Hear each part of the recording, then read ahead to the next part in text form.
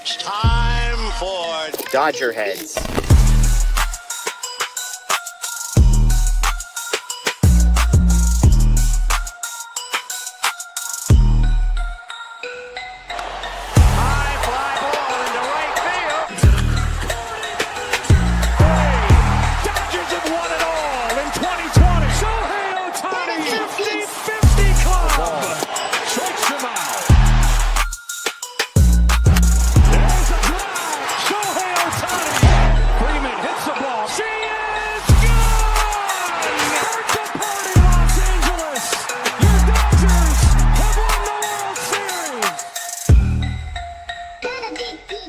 What's up, everybody? Welcome to DodgerHeads Live, presented by DodgerBlue.com, part of the Medium Large Sports Network. My name is Jeff Spiegel from my palatial new house that, with all the money the Dodgers aren't spending on players, they just decided to gift me this beautiful mansion. Likewise, that is Anthony Witrado, one of a number of people who's going to be joining me over the next 90 minutes as we break down all of the trade deadline stuff live and in real time. We're going to get to the two trades the Dodgers have made, and let's be honest, Dodgers fans, there's a chance that we've got one more trade coming. So, Anthony, let's just start big picture. It's 2:01. Trades are coming fast and furious, not necessarily involving the Dodgers. Where are you at mentally as we start this show? I'm in an okay place. I'm not losing it. I thought that the moves for Stewart was solid. It was a good move. Did not cost them essentially anything. And then they took a flyer on it. Put some respect on my guy's name, okay? It cost them something. All right, we're gonna get there. You don't have to throw the dagger into my heart by saying that right from the get-go. Okay. They had to pay a cost. They did have to pay a cost for Stewart. And then they took a flyer on a couple of relievers who maybe not helping them this season, but got rid of Hunter Feduccia, a guy that they didn't really have a need for right now. So, okay, all good there. I think in context, though, it looks a little worse because you saw the Phillies get better. You saw the Mets get better. You saw the Padres get better. Padres on the verge maybe of winning the trade deadline for the third time in 4 years, I will say. So everyone who thinks like, oh, my gosh, how come we're not doing that? The Padres won it in, I think it was 22 or 23. They won it last year, I would say, and it looks like they're going to win it this year. This many World Series appearances. So it doesn't always guarantee success. But I think in comparison to those things, it looks like the Dodgers, you'd like to see them do more. But I'll say this, because this front office can be aggressive. They can put their foot on the gas. We've seen them do it at trade deadlines in the past. Yeah. If they're not doing it, this is a little bit of hopium, I think, but also some track record mixed in there. If they're not doing much, they must be very confident that guys like Scott are going to come back healthy. Obviously, the Snell addition to the rotation is going to be good, and that they're going to get other bullpen pieces back. Otherwise, I think they might have been a little bit more aggressive because the way that some of these relievers were flying off the board, they were clearly there and available. Yeah, absolutely. And look, the prices have been pretty crazy on a lot of these trades, especially for relievers, which I think puts the Brock Stewart move into perspective. But I think you make a great point that the context for this trade deadline is what the Padres are doing in the minds of a lot of Dodgers fans. They go out and they get Mason Miller, who I think you could make a case as the best player that has been traded at this deadline. You could also make the case that, and different leverages, I understand, but the numbers, like just on a side-by-side comparison, you could make the case that Stewart's been better than Mason Miller this season. Yeah. I'm with you, and we're gonna the Brock Stewart conversation is gonna be a fun one. So I'm excited to see that. Yeah. And again, we're checking Twitter in real time, so we'll keep you updated. And as I mentioned, if you haven't already, by the way, if you're in here, we're already at almost 3,000 people. If you are new, please, before we keep going, click the subscribe button, ring the notification bell. We'd love to have you a part of this crew as we go for the remainder of the season. We are inching closer to 90,000 subscribers, and I think today's the day that we can hit that. But we have a whole host of people. Bruce Kuntz is going to hop on with me. At one point, Daniel Starkand is expected to be in here. Justin Lorber, future Dodgers, is going to hop on. Blake Williams, Matt Moreno. So we have a ton of people that are going to be here. We're here.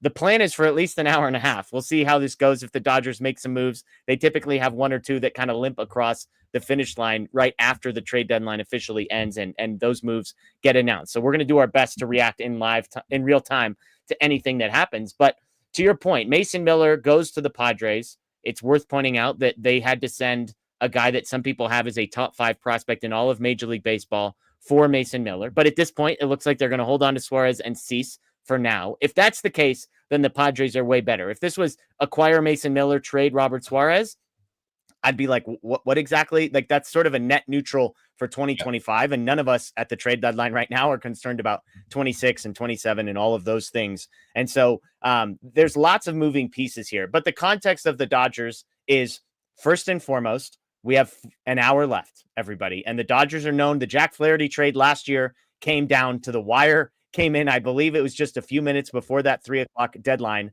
And so keep that in mind, that there's still time left. And even once 3:00 comes, there's a decent chance that things could go sideways. Let's see. The Dodgers are acquiring Alex Call from the Washington Nationals. That is the trade that just came in.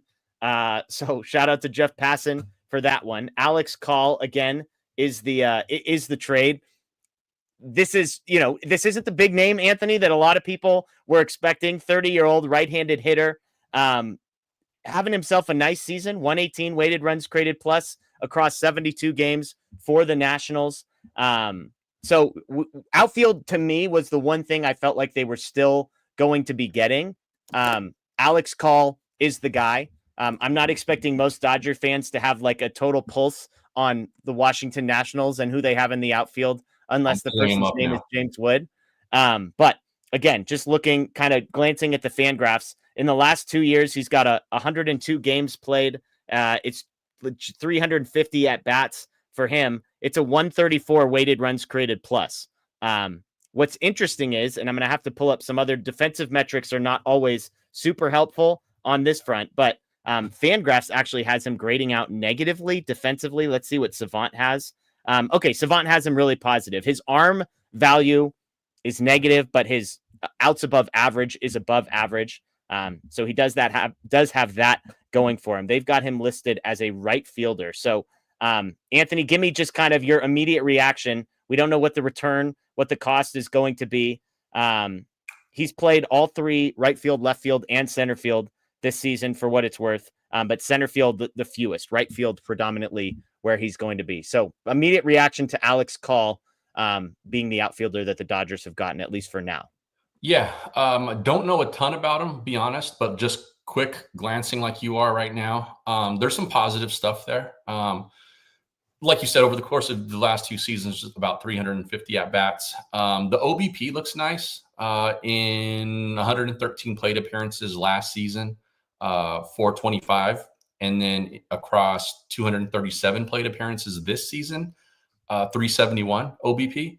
So that's positive. Defensive, some speed there. So I think they filled the hole that Outman left in terms of like a defensive replacement kind of outfielder. Okay. I would imagine that he's gonna have to learn some center field pretty quickly, along with some left field. So yeah, I think this is fine.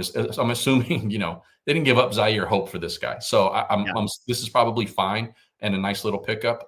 Just kind of browsing along Twitter, and Bruce likes it, so that's good for me. That's always a good sign when it's a guy that I don't know a ton about and Bruce likes it. I'm kind of good with that.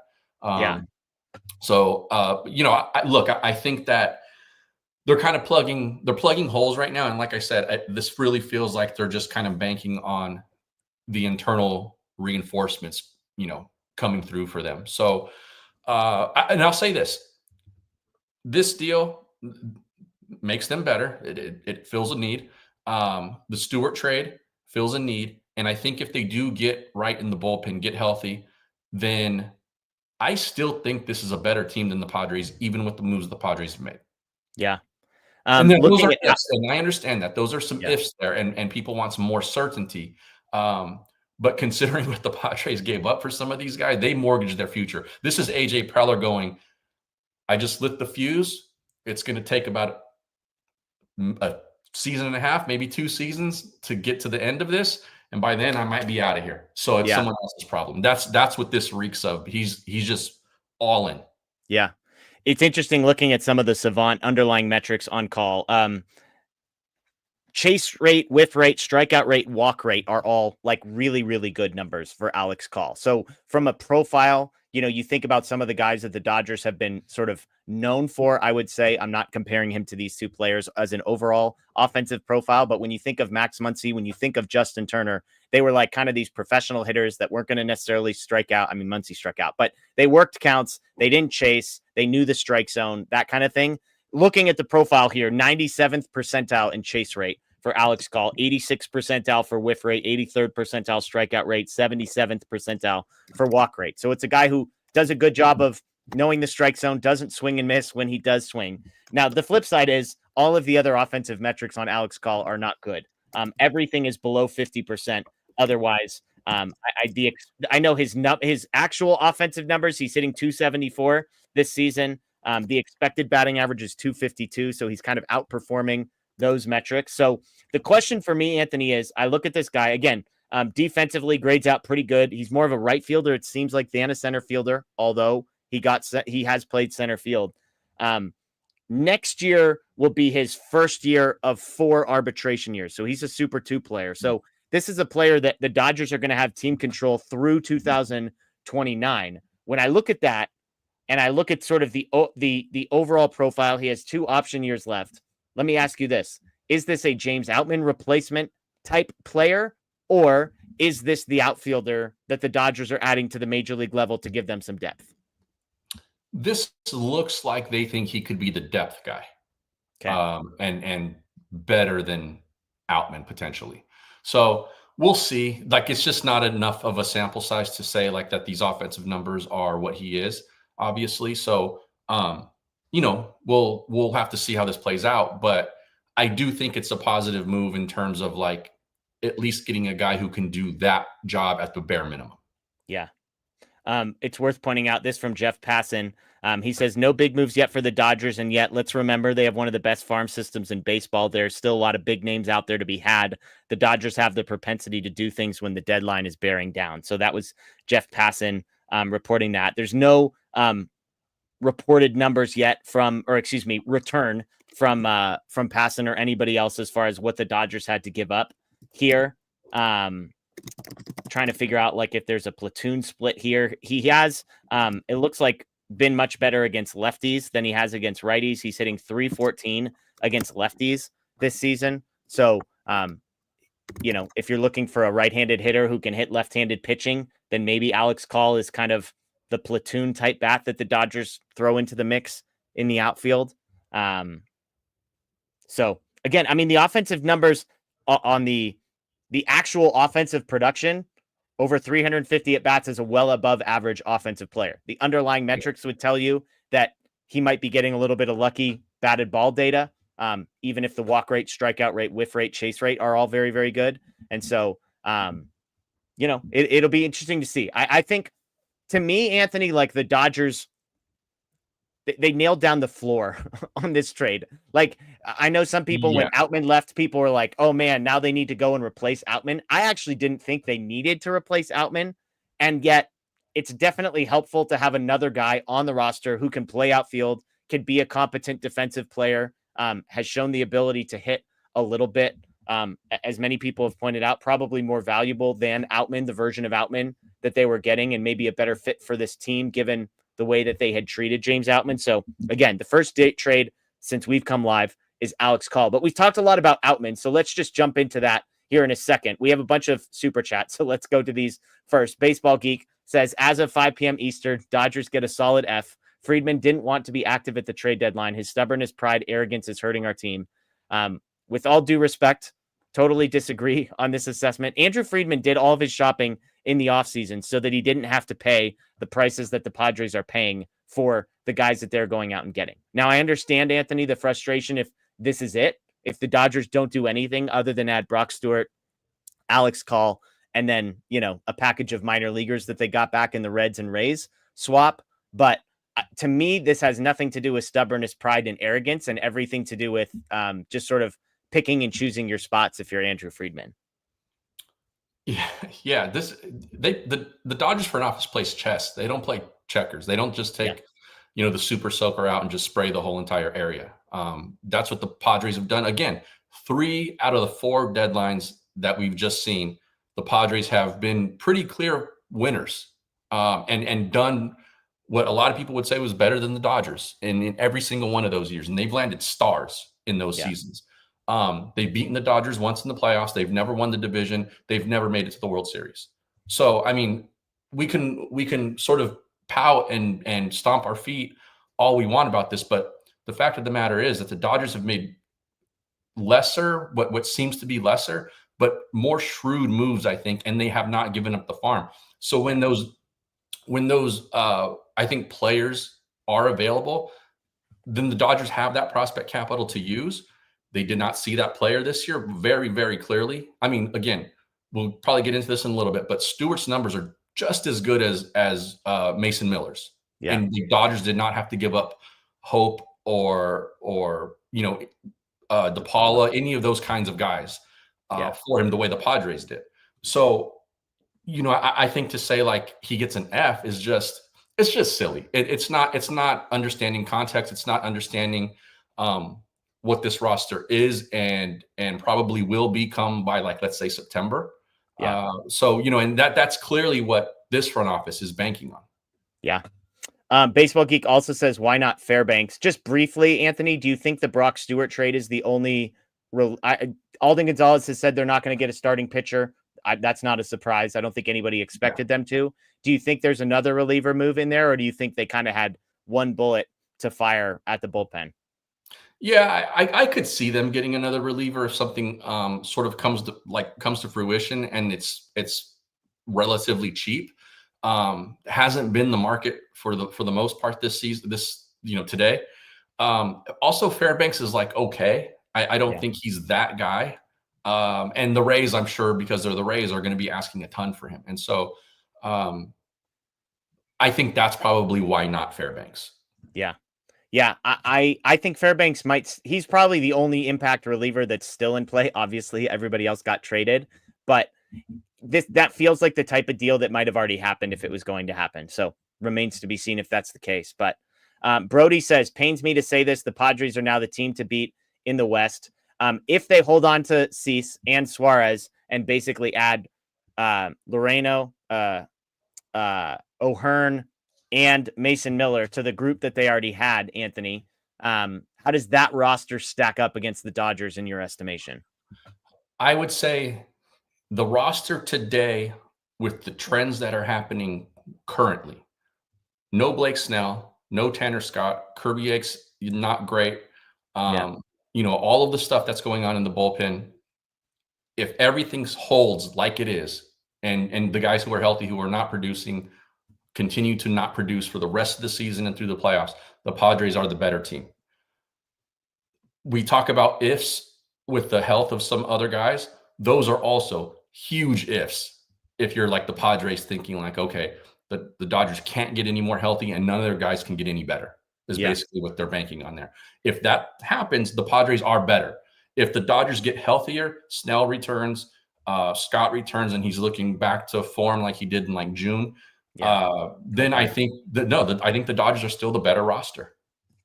Yeah, I think I agree with you. And just as good a bullpen.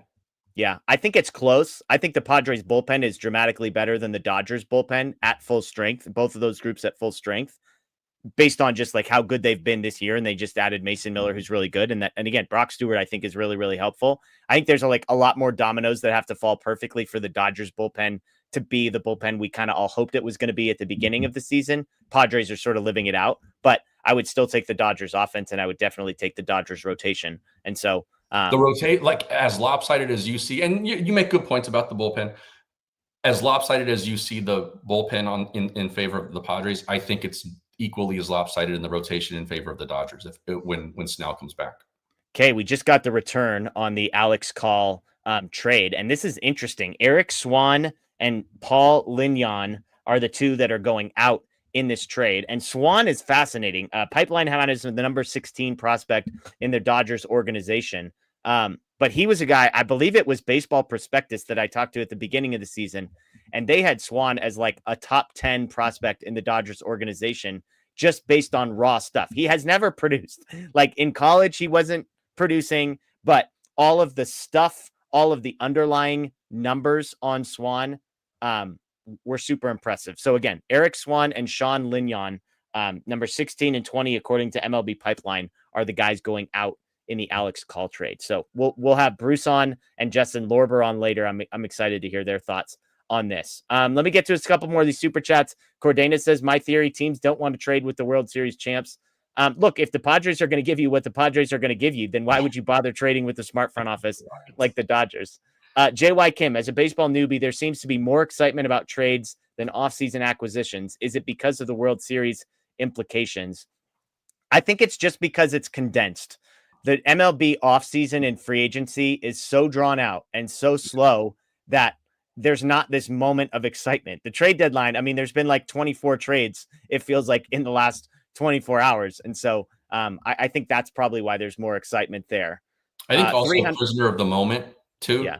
Because like, if you remember, we were on, you and I, live when the Dodgers signed Blake Snell, and it was like us and the chat, we were popping champagne. So I think it's just what it is in the moment. But I think you're right. The winner doesn't have as quick of a instant gratification sort of dopamine hit because it is so drawn out. Yeah, absolutely. Absolutely. All right. This is perfect timing. Let's see if we can get this here. Our guy, Bruce Kuntz, is just hopping in, and I was going to give him a couple minutes here to settle into the situation. But Bruce, the return for Alex Call just got announced. I don't know if you've seen the tweets yet. Eric Swan and Sean Lignon are the two players going out. So I mentioned Swan as a guy that some prospect people really love because of the like potential, and yet I don't think it's ever in college or in the pros been converted from potential to actual performance. So talk to us about Call, who it sounds like you like, and then the two prospects going out. Yeah, I'd like Call for what he's going to bring. He's the kind of fourth outfielder I think they've been looking for. He can play in a platoon role with Conforto in left field if that's where they want to play him. He can provide some speed and defense off the bench. I think he's a more big league fit than they've had Ruiz and Outman kind of as that sort of role these last couple of weeks. And I think Call is better in that spot, fits the roster better, and is just flat out a better player. So I like it in that regard. I don't dislike the return, but it certainly is steep for the player that Alex Call is. So I think it's worth paying. Eric Swan, like you said, is a guy that's like super stuffed through the roof. He really got on the radar during the Arizona Fall League last year when teams saw his pitch data and everybody really, really liked it. But like you said, he was like an ERA north of 6 in college at Middle Tennessee, hasn't really been able to stay on the field since turning pro. So there's a ceiling there, but there's certainly not a high floor for Swan. And then Sean-Paul Lignon, I'm a little bit surprised to see move Swan. I can understand, but Lignon has really broken out this year. It's a fantastic Bugs Bunny changeup that he was really, really trending up. So I didn't think the Dodgers would trade him right now because I think his value might be continuing to climb. But if that's what it took to get the fourth outfielder they wanted, I don't think there's anything in this return that is like unbearable. And I mean, we talked to the thing about Call is he has 4.5 years of team control remaining. He's got 2 option years remaining. So there's, yes, they're trading prospects, but in a sense, Bruce, they're kind of getting a prospect also, a guy who hasn't played a ton of baseball and does carry a bunch of team control. Is that fair? Yeah, that's exactly why the return is what it is for all that team control. He's under control through 2029. If this was a trade for Harrison Bader, who's like a rental, then they wouldn't be giving back prospects of this caliber. But I think they're okay with that because you're not going to be picking up your fourth outfielder and then assume you have to find a new one come the offseason. Call is under team control for a while, and that's something that's worth paying a little extra for. Yeah, absolutely. Anthony, let me start with you because I know we're going to swap this one out here in just a second. But like he mentions a guy like Harrison Bader, who's a name that was on radars prior to this. Cedric Mullins was another name. Like when you hear about Call, I think all of us, most of us are learning about Alex Call in real time and being educated on exactly who he is and what he brings to the team. But as you think about a guy who is not a rental, but is obviously not like a surefire starter that you want, playing deep into the postseason as well. How does this trade feel compared to maybe the people who expected Bader or Cedric Mullins or somebody like that coming back to LA? Yeah, I wouldn't necessarily be very happy if they were counting on Mullins or Bader to be that guy going into October either. Mullins hasn't hit the ball for 2 months. And Bader is a, kind of a non-offense sort of guy too. And probably was, he wasn't going to cost this because of the team control, like Bruce mentioned, but he probably wasn't going to cost them nothing. And so and to get some cost certainty going forward in that position for that role, I think is important for the Dodgers too, because it allows them to operate in a different way come the winter. It's why they make these kinds of moves. It doesn't just happen all in a vacuum and only for the now. They're making these kinds of moves with an eye on like December as well. And I think that's sometimes the piece of this that people miss. Aside from the fact that he's making a lot of the moves, him and Gomes are making a lot of these moves that they have in the wintertime so that they don't have to get caught in a corner and have to be and are forced to overpay for players who, in all honesty, are not probably not worth what they would be like in just a general open market. But this is the last time you can acquire guys, and so the prices go up. And you saw what the Padres have had to pay for their acquisition. So I think you take a look at all of that and you go, okay, call Stewart for what the cost was. Okay, we can take that. We're filling needs, get some cost certainty, roster flexibility, and again, before I leave, I'll say they're banking on guys coming back and being at least a little bit better than they have been. Real quick, Anthony, because we sort of hinted at it and then a couple things happened. Do you want to share some thoughts on the Brock Stewart for James Outman trade? Because we haven't really broken that one down other than your really mean comments that you made about my guy, James Outman, and said that it was a nothing return. Because, I mean, come on. It's felt personal to me, Anthony. But real quick, Brock Stewart for James Outman. What did you think about this? Yeah, I liked it. I think that they moved a piece that was replaceable for what his role was in Outman and got a piece that they did not have previously. And a guy who, if you look at the numbers, has been just as good as some of the elite arms that are on the move today that are the marquee names, and he's obviously not one of them. Again, leverage situations might be a little bit different here because he's not a closer, but the Dodgers aren't going to use him as a closer anyway, most likely. So I think it's fine. I like the move. It was probably a floor raiser for this bullpen more than anything, even though that Stewart has kind of been good across the board for the most part this season. I liked it. I thought it was a smart move. Awesome. Well, that is Anthony Witrado. Anthony, we appreciate you hopping on and joining us for a chunk of this. We got a lot more show to go, but thank you, sir. We will see you on Sunday night. Anthony and I will be back talking Dodgers with all of you. So, Anthony, enjoy the rest of your day. Bruce, let's get a little bit more into this Brock Stewart for James Outman trade. I joke about James Outman because everybody who watches our show normally knows that I have a soft spot for James Outman. I kind of hoped and believed that at some point he would put it back together like we saw his rookie season. It just hasn't happened. I was stunned that James Outman was all it cost to go get Brock Stewart. And that seems to be consensus around the online circles. And look, there's a world where he goes to Minnesota and builds himself a nice career. Maybe it's just as a defensive replacement, kind of center fielder type low bat. Maybe he figures out the hit tool at some point. But to me, I mean, I look at Brock Stewart, Baseball Savant. I just pull up his Savant page. 98th percentile expected ERA, 98th percentile expected batting average, average exit velocity, 92nd percentile, whiff rate, 93rd percentile, barrel rate, hard hit rate, 91st percentile, 92nd percentile. Like, Bruce, this is a guy that over the last 3 seasons has thrown 77 innings, which tells you he has injury issues. But over the last 3 innings as a reliever, 77 innings, he has a 2.3 ERA and a 2.9 FIP. So I know this is a name Dodger fans have heard before as a former Dodgers starting pitcher, but he has left, become a reliever. And even though the name brand value isn't there, this guy has been incredible when healthy. Yeah, Brock Stewart's legit, and I think it's a really, really good acquisition, not only for the fact that, like, those numbers you just read, he's just a really, really good reliever, but also his strengths really fit the needs of this bullpen really, really well. He's a guy that can get right-handed batters out, and he does a great job getting right-handed batters out, and that's really the biggest thing the Dodgers were going into the deadline needing. So whether it's Brock Stewart pitching, the 7th or the 8th inning, or if it's just utilizing him in the best spots to get out good right-handed batters in the playoffs, he's going to fit this roster really, really well in some way. And like you said, when that trade broke that they were getting Brock Stewart, I was preparing myself to be deleting names off the top prospects list that I'm writing. I was prepared for a return that was going to sting. And like, no disrespect to James Outman, but that return does not sting for me because I don't see Outman as a very high ceiling player at this point. The whiff problems are just so extreme that the most he can really turn himself into is a maybe regular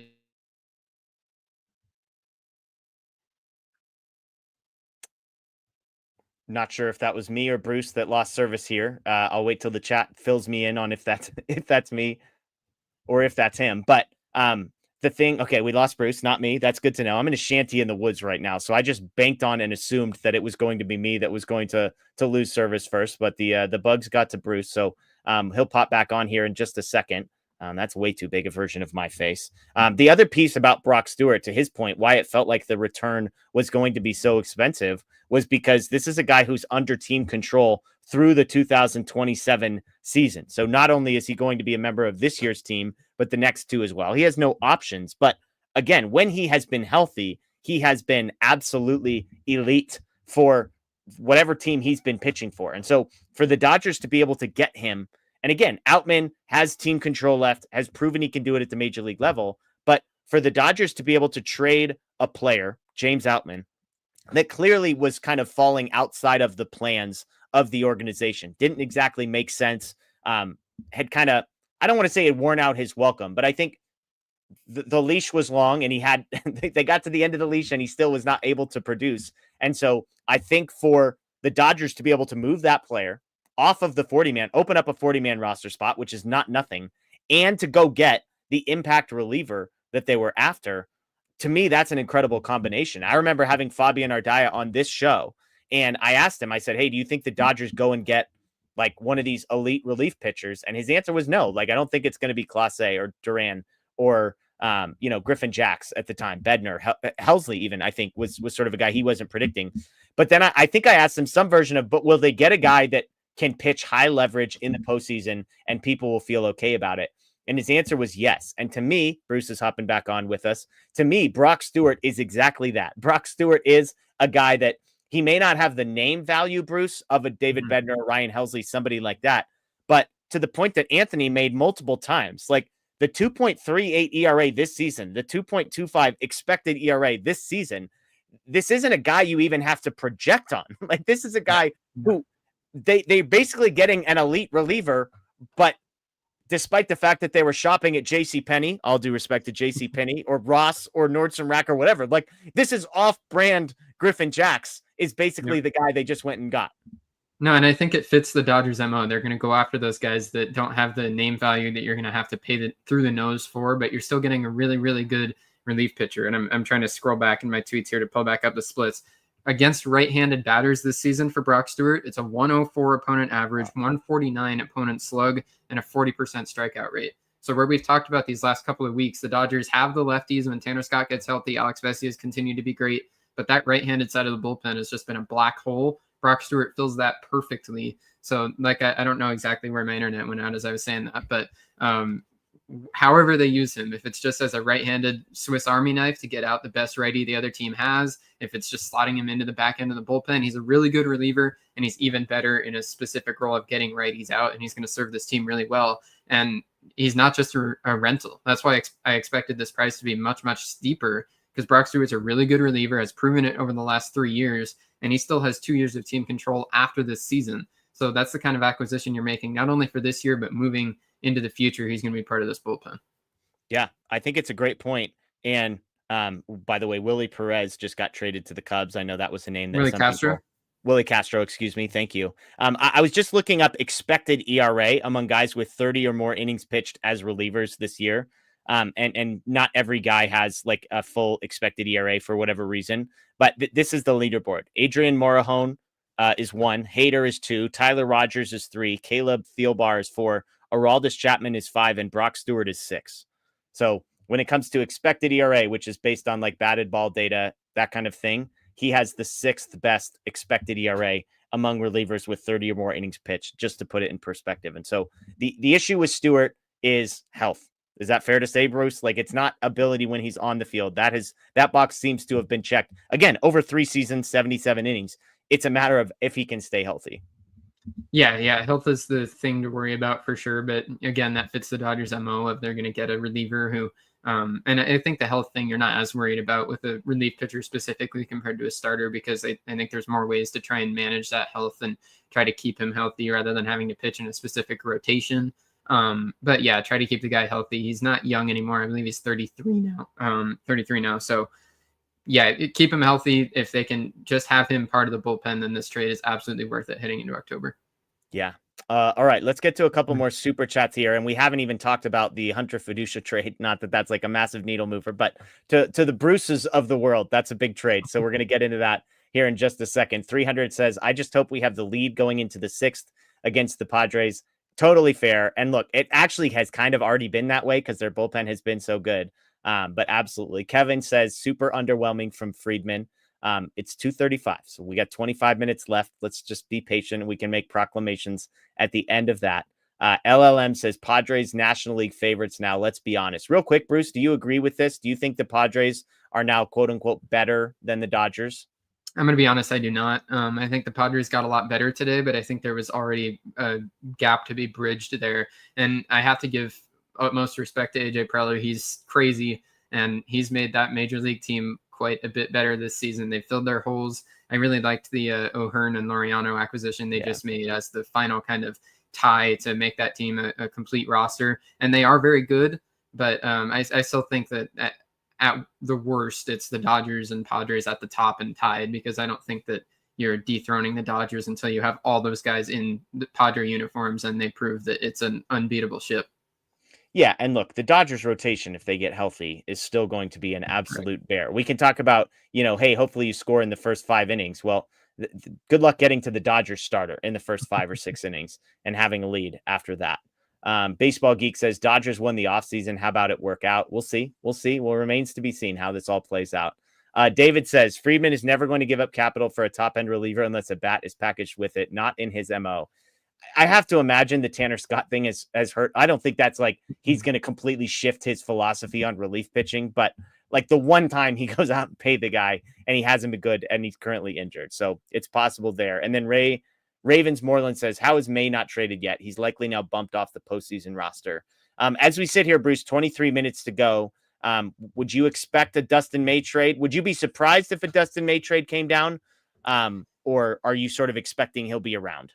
No, I'm sort of at the point of I'm expecting he'll be around now, because there hasn't been very much chatter around his name here in this last 24 hours or so, and there hasn't been much movement on the starting pitching market at all. So the only way that I think he gets moved is if some of these guys like Sandy Alcantara and these other starters that are in a higher tier than Dustin May, if those prices are just too high and a team like the Yankees is just gives up with trying to talk to the Marlins and pivots towards May, then maybe, but there just hasn't been very much talk, and that would be tough to make that pivot within 20 minutes.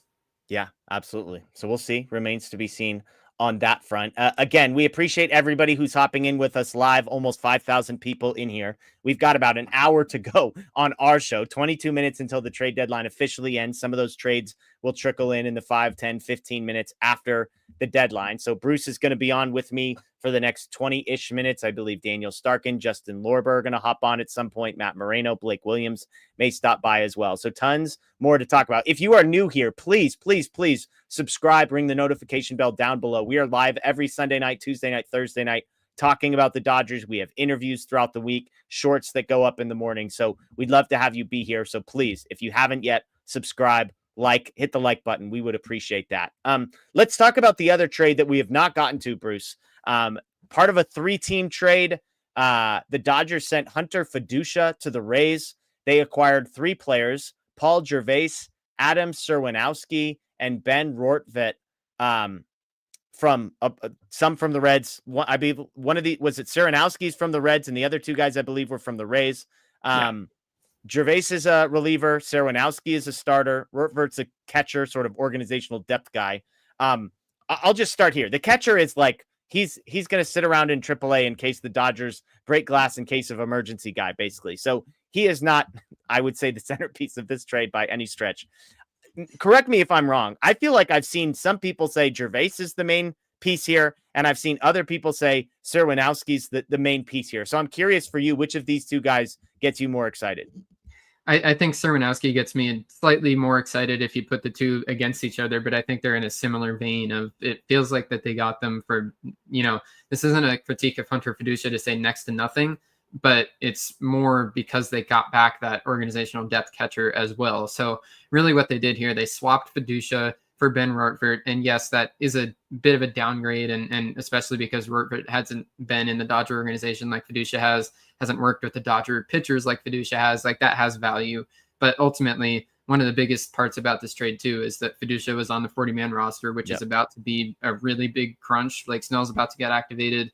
The 40-man's always a nightmare for the Dodgers, and Rortvedt is not, because he already got outrated to the minor leagues by the Rays. So you pick up that sort of same 4A sort of depth catcher, and you don't have to roster Rortvedt right away. And then you also pick up a 6'10" right-handed reliever with a 40% strikeout rate in AAA, really stuff heavy guy you see what you can do with. And then Serinowski's a starting pitching prospect in high A ball that has, again, good strikeout stuff, not much command, but sort of fits the vein of Dodger targets. And picking up those two guys when you didn't really give up anything of value significantly when you're swapping Feduccia for Rortvedt really feels like a good move. It's interesting when you describe Serinowski, because it sounded kind of like an Eric Swam description as far as all of that. So I'm just trying to if I put these pieces together, Bruce, there's a world where Gervase and Serinowski is equivalent to the two guys that they sent out in the Alex Call trade. Is that fair? Is there a world where they basically traded Hunter Feduccia for Rortvedt and then got Alex Call as kind of like a roughly equal trade?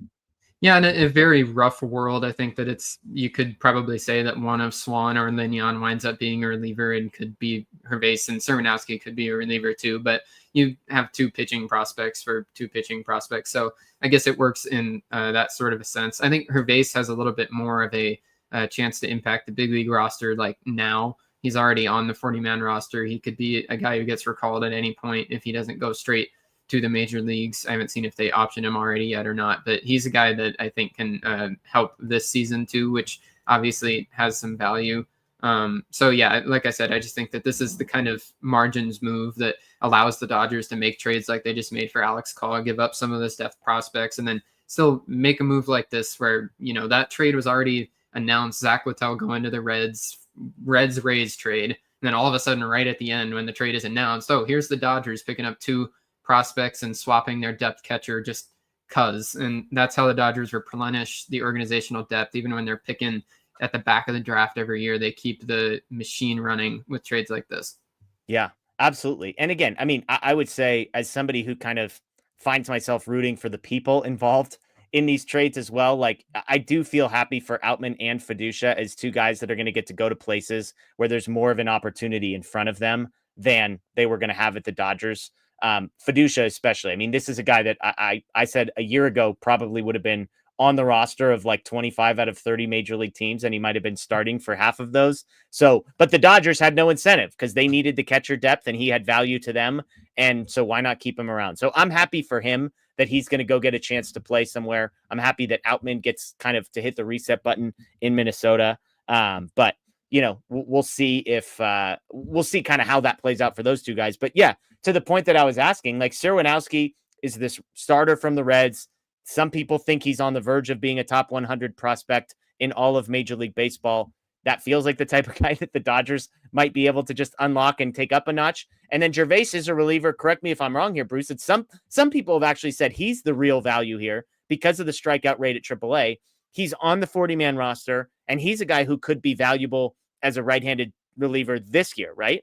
Yeah, Gervase has that kind of outlier profile of the 6'10". It's a unique release. It's a really good fastball, and that's the kind of stuff you look for in those kind of freaky relievers that the Dodgers can pick up and really make something special out of. And when, we've always talked about for years, the Dodgers' ability to pick up random relievers and turn them into something really good. Gervase isn't a guy that would surprise everybody if he turns into a really good relief pitcher because the building blocks are there. So yeah, it's honestly the kind of guy that, you're a little surprised to see the Rays move because it seems like a fit for that organization as well. So this, like I said, good margins move. Gervase could help the big league team this year and moving into the future. Serinowski's a little further away, but well worth the lottery ticket for this kind of a move. Yeah, and 6'10", that's what you said, right? He's 6'10". Yep. Jeez Louise. At least Glasnow is going to have some friends in the locker room, some of these freaking giants that the Dodgers have. So again, and can you correct me? Was there another piece that the Dodgers sent out of this? Was it Feduccia and one other player? No, just Feduccia. The other player that I think the Rays got him, it was another prospect from one of the other two teams. That was the whole Dodger side. It was a 3-for-1. Now, I know people are not going to be thrilled if the Dodgers are done, if it's Alex Call and Brock Stewart and, Paul Gervase and a couple minor leaguers. However, one thing we can say, and this isn't just homerism, you could go find this sort of reality anywhere. The Dodgers got incredibly good value on every trade that they have been a part of so far. Alex Call, I guess I'll set that one to the side because it's probably about right. You could make the case. Maybe it's close, but I think the industry consensus seems to be, wait, Brock Stewart only cost them James Outman. And wait, how did the Dodgers turn their third catcher on the 40-man roster into these two pitchers and, kind of the Austin Barnes replacement down at AAA, essentially? So I think that's fair to say, Bruce, even if the exact players that they've acquired aren't the ones that everyone wanted, we can at least say that the Dodgers are not overspending or overpaying. They're actually doing the opposite. And that's how they operate. It's not the flashy headline catching way of doing things, but it's the way that the Dodgers consistently operate. They don't overpay. They only make a trade if they think they're winning that trade in overall value, not just for an immediate season, but in making their organization better. And I know that that's something that a lot of Dodger fans, especially on a day like today, will be frustrated by. But I would argue it's something they should be thankful for, because it's making these kind of moves now and not trading away the big prospects in a deal that you're not going to get equivalent value back for overall. Maybe you could this year. The Padres certainly have gotten better this year, but the Dodgers have been one of the best teams in baseball for a decade now. They will continue to be in that upper echelon for years moving into the future. There's no end in sight because this is how they operate. So ultimately, having a great team this year that, like I still said, I think is right up there as the best team in the NL. Maybe the Padres have tied them, but I don't think they've surpassed them. So the Dodgers still have a really good chance to win the World Series this year. They will continue to have a really good chance to win the World Series moving into the future. And I think ultimately, when you extend that out over a decade, you're going to do more winning than if you go all in on 1 year and then it still might not work out, because that's baseball. Yeah. And like, I never cease to be amazed. I know fan is short for fanatic, and you've got people that are passionate about things, and that people, they live in their emotions when it comes to sports. And we're living in the recency bias of this current trade deadline. And did they actually, make the moves that I wanted them to make? I see we're being called homers in the chat, and, Friedman suck ups. You know what? I am a Friedman suck up. You want to know why I'm a Friedman suck up? Because he's the best executive in all of Major League Baseball, because the Dodgers have won 2 World Series since 2020, and all the Padres trolls can suck it when I say they've won 2 World Series. They've been to a couple more. They win the division every single year. They're the World Series favorites every single year. And so, you know what? Yeah, I am going to praise the guy who's incredibly good at his job, even though somebody sitting on their couch, is pissed off because Laureano went to the Padres and didn't come to the Dodgers or something like that. Like, the reality is Andrew Friedman knows more about what he's doing than I do. And he has a pretty good sense of how Major League Baseball works, how to make good trades, how to avoid bad ones. And of course, he's not perfect. But guess what? This is the guy that brought us a World Series title in 2020. This is a guy that brought us a World Series title like 8 months ago. So yes, people, the Dodgers and Andrew Friedman are going to get the benefit of the doubt. And you might not be happy when we sit here and say, oh my gosh, like they got good value on a Brock Stewart trade and they got good value in trading Hunter Feduccia. I understand those aren't the guys that you want them to get. But if you think this is all homerism, like, go read all of the people across the industry who are Jeff, praising the Dodgers trade. So do we have a move? Talk to me, Bruce. Dustin May to the Red Sox. Dustin May to the Red Sox. Here we go, baby. There you go. Some people predicted this months ago, if you were watching this show, that Dustin May wouldn't make it through the deadline as a member to the Dodgers. Dustin May traded to the Red Sox, remains to be seen. Jeff Passan, I believe, had that first. Joel Sherman, John Heyman also in the mix on that one. They gave, like, they're talking about Dustin May. So we'll see. We'll see if what the return is on this one. But I asked you earlier whether or not you would be surprised. The Padres just got Nestor Cortez, by the way. That is freaking lovely. Bring Nestor Cortez into my life. Thank you, Brewers, for sending him to the Padres. Dustin May to the Red Sox. I'm not surprised. Again, I predicted this at the beginning of the season. Obviously, as the Dodgers have gotten more and more healthy, they added 2 relief pitchers, Gervase and Brock Stewart, as guys that are available. He felt expendable. I would imagine the Dodgers are going to do pretty good on the return, given the price for starting pitching. So give me your immediate reaction to Dustin May to the Red Sox. Yeah, my immediate reaction is then they had to have gotten a return that was worth it to get rid of him. And obviously he was kind of getting forced off the roster here in these last couple of weeks with Blake Snell getting back this weekend. There wasn't going to be a starting pitching spot for him. So if the Dodgers are able to take advantage of the seller's market, that's absolutely something that is worth doing. I haven't been shy about these last couple of weeks. I've told you on the show, like I thought they were going to hold on to him just as organizational depth. And the only way that I thought they'd move him is if they got an offer that really made it worth it to get rid of that kind of insurance policy. And the other part is these last couple of weeks, Dustin May just has not pitched well. And I don't think he's really given a reason for the Dodgers to think that there's a turnaround happening in these last couple of months of the season. So patiently waiting to see what the return is here. I don't think it's going to be anything astronomical, but again, if they saw a chance to shore up the depth of the organization and be able to kind of give themselves insurance for making moves like Alex Call and adding to the depth of the organization, I think that this is a good chance to do it. And the expectation, I would say to Dodgers fans who are on pins and needles waiting for the return, this feels like the type of move where it's some like high A lottery ticket would be the return for a guy like Dustin May. I can't imagine the Dodgers are going to be acquiring anybody who helps them this year, right? Like that's my initial thought here, Bruce. It's not going to be Jarren Duran. You can feel pretty sure of that. So the only way that it would be anyone with big league proximity is if it was like a depth reliever or something like that. So we'll see. I wouldn't be surprised if it's just a low level lottery ticket either. Yeah, and obviously the Red Sox have been looking for starting pitching help, so I imagine they're not viewing Dustin May as a relief pitcher. They're viewing him as a starting pitcher to go pitch alongside Walker Buehler for however long Walker Buehler remains on the Red Sox roster. But clearly the Dodgers, I mean, like even Gervase, a guy that we haven't heard of, it doesn't seem crazy to me to believe that Gervase can be as valuable of a reliever as Dustin May would have been. You're asking Dustin May to do a thing he hasn't done in a long time, aside from the bulk work, but to me, it feels like they have other guys that could probably give them what Dustin May could give them as a starter or reliever. So again, if he's going to be gone for nothing at the end of the year, it always made sense for me for them to try and cash in when prices are through the roof. Yeah, the only thing that Dustin May had over Gervase as a relief pitcher is the potential ability to provide length. And I just didn't think that Dustin May was going to make that shift to the bullpen very well. And so ultimately the Dodgers are making the best value play here. You lose a veteran big league starter for the potential that guys get hurt, but ultimately everybody's getting healthy right now. Roki Sasaki's about to throw in Arizona. I think that really helps the feeling that the Dodgers still have some sort of insurance in the starting pitching department. So making a move like this and making sure that you're getting something back for Dustin May is a move that makes sense.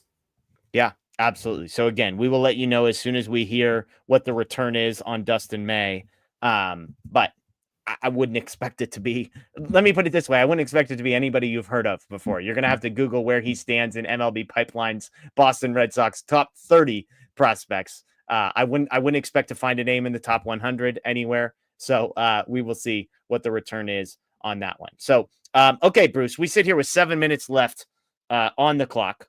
Of course, there may be some moves that trickle in after the 3 p.m. deadline. Bill Plunkett, by the way, just tweeting that Dustin May was not in the Dodgers plan moving forward. So again, no surprise there. I think he's saying not only this year, but they had no real interest in bringing him back after his contract expires. He was not going to be a qualifying offer guy either. So 7 minutes to go. They added Alex Call, who's kind of a fourth outfielder. He's maybe not as sexy of a name. Stephen Kwan, unless I missed something, is still out there, a guy that the Dodgers have been connected to at various points. They're not going to add a starting pitcher by all accounts. They've added 2 relief pitchers so far, one of whom who can be sent up and down in Gervase, and the other in Brock Stewart, who's probably slotting into, high leverage roles immediately. So what are you thinking over the next 10 minutes might trickle across the Twitter timeline? I'm not really expecting anything. I think that the moves that really made sense to make and that seemed likely have kind of been made. They got the fourth outfielder that I expected them to go find. I thought it was going to be Harrison Bader. Instead, it's Alex Call, and I think that you're getting equivalent sort of value there in terms of the impact this season. They got the solid right-handed reliever, and they haven't aimed high. I know yesterday seeing the Ryan Helsley move, that kind of stung a little bit because I thought that was a price that wasn't unbearable in what the Mets gave back to St. Louis. So I kind of hoped the Dodgers would do that one, but they've gotten the right-handed reliever that they said they'd get. They've gotten the fourth outfielder. So this has been a depth shoring up deadline. The kind of most immediate big holes on the team have been plugged a bit. And then they got rid of Dustin May too, which was something that made sense for them to do.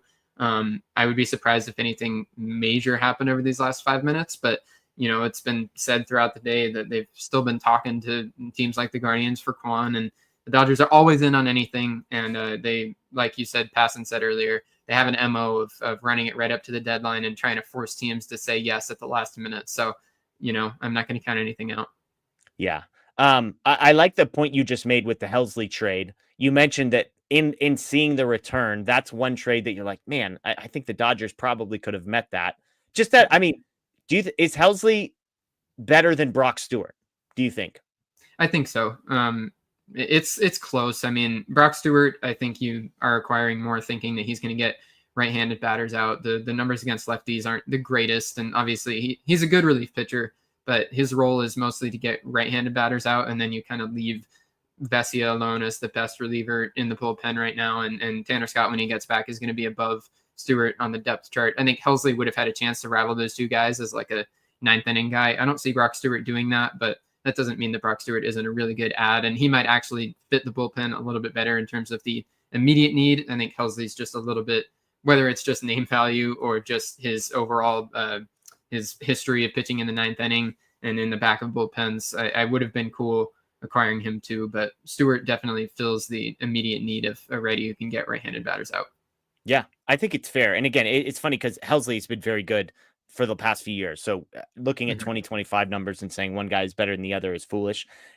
Stewart has better numbers in 2025. And again, his 2025 numbers are not an outlier of 2023 and 2024. Now, Helsley's kind of the opposite. The 3.0 ERA he has in 2025 is an outlier compared to the 2.04, 2.45, 1.25 he had the 3 years prior. But other than that trade, which you said, hey, I would have made that trade knowing what the cost was.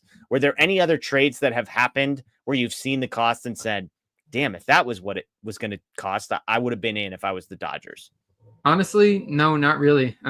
This has been a seller's market, just as these last few deadlines have turned into. And that seller's market is what we've spent the last month talking about, that the Dodgers don't like to throw their hat into the ring on some of these crazy trades. I did not think that the Padres were going to trade Leo DeVries, and they got Mason Miller. That's a great ad. I actually think the Padres are probably going to wind up trying Miller as a starter moving into the future, but giving up DeVries for him is a huge haul, and that would have been nearly impossible for the Dodgers to surpass, even if you're talking about guys like DePaula and Hope. Like DeVries is the number 3 prospect in baseball per pipeline. So the prices have been very, very high, and I think that this deadline has followed what I expected of the Dodgers, sitting back, letting the deals come to them, and making the deals that they feel comfortable with the prices, not pushing the boundaries much.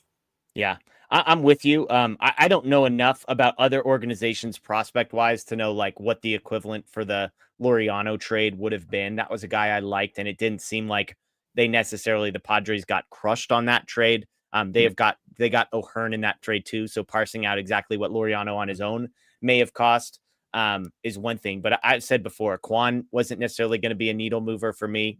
Could still happen. Remains to be seen. Luis Robert Jr. is staying put, is the last report we saw.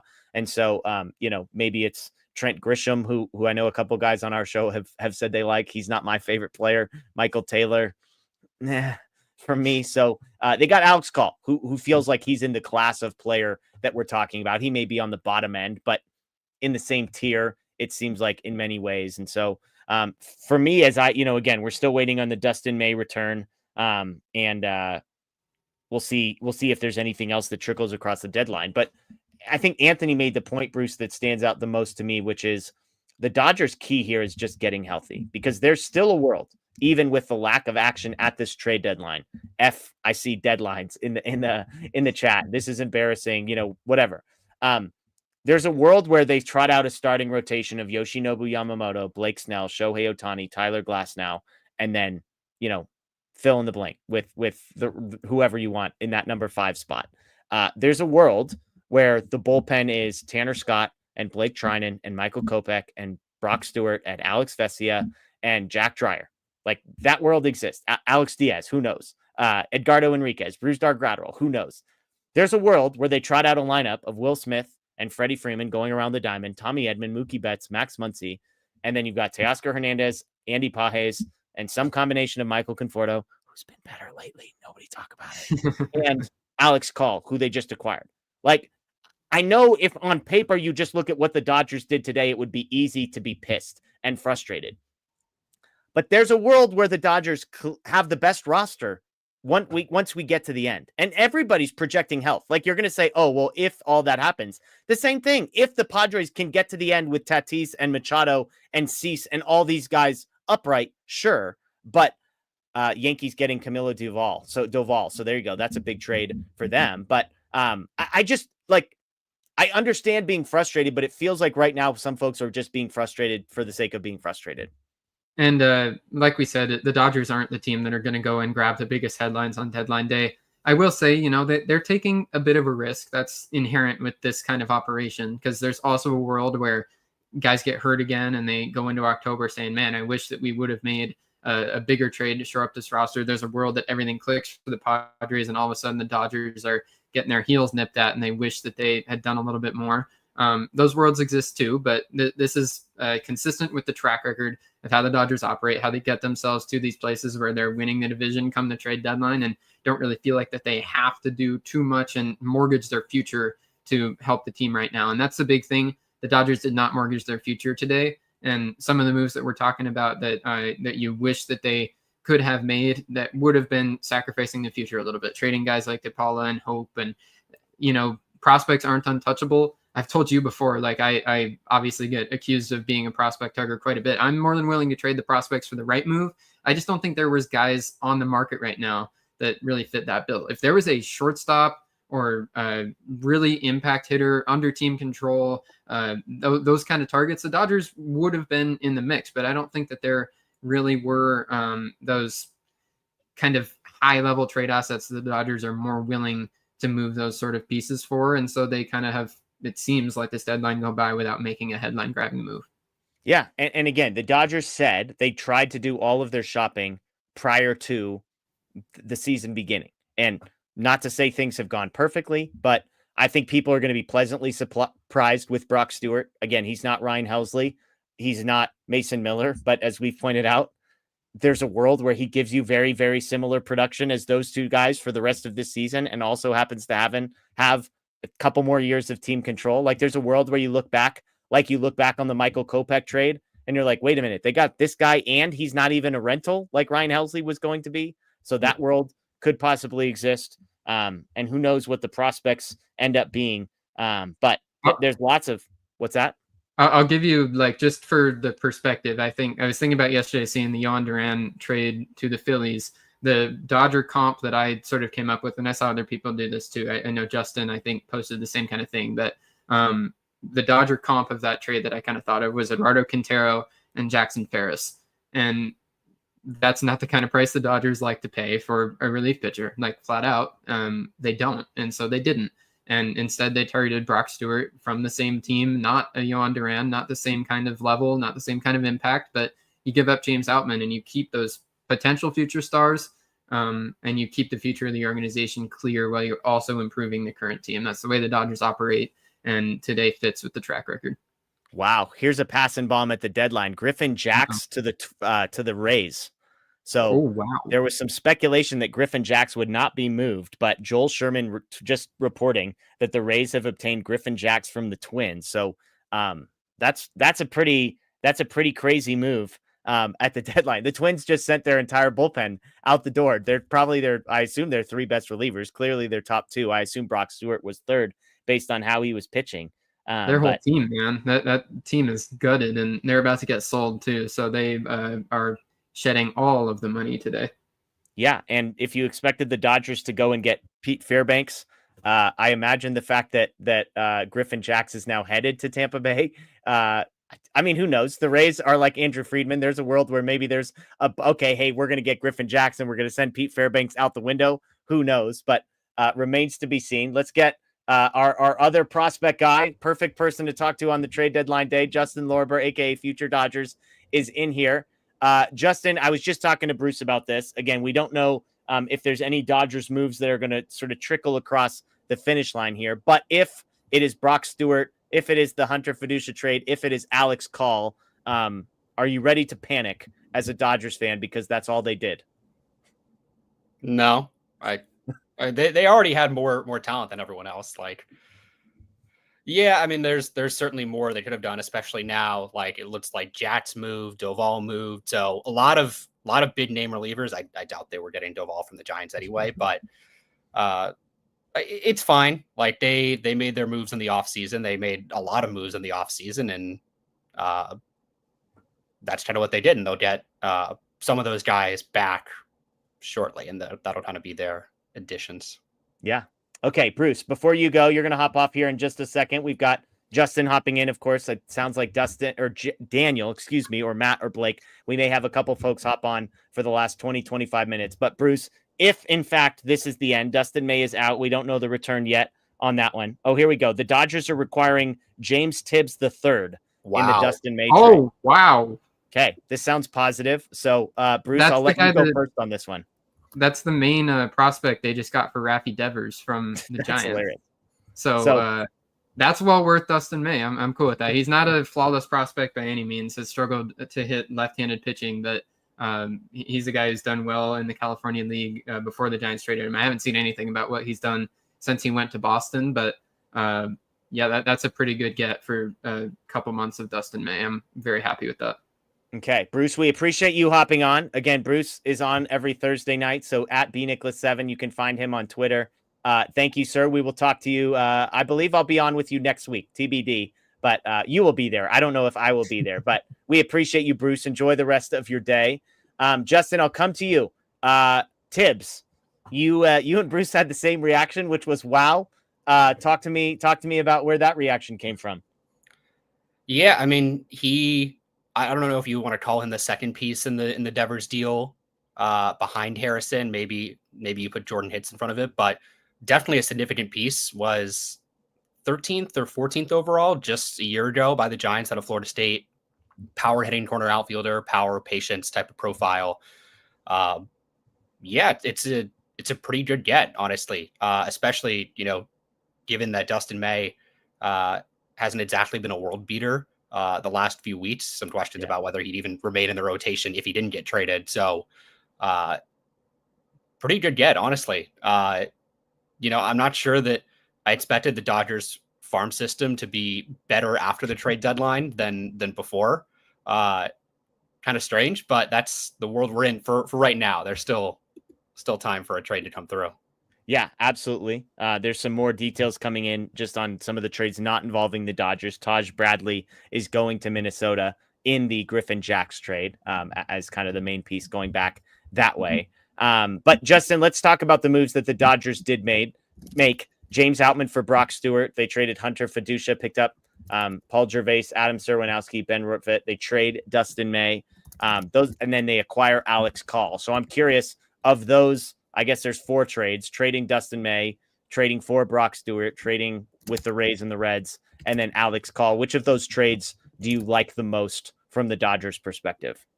Oh, it's the 3-teamer. I think it has to be the 3-teamer. I don't know why the Dodgers are in this deal. There's no reason for them to be in this deal. The Rays are moving one of their starting pitchers, as they do.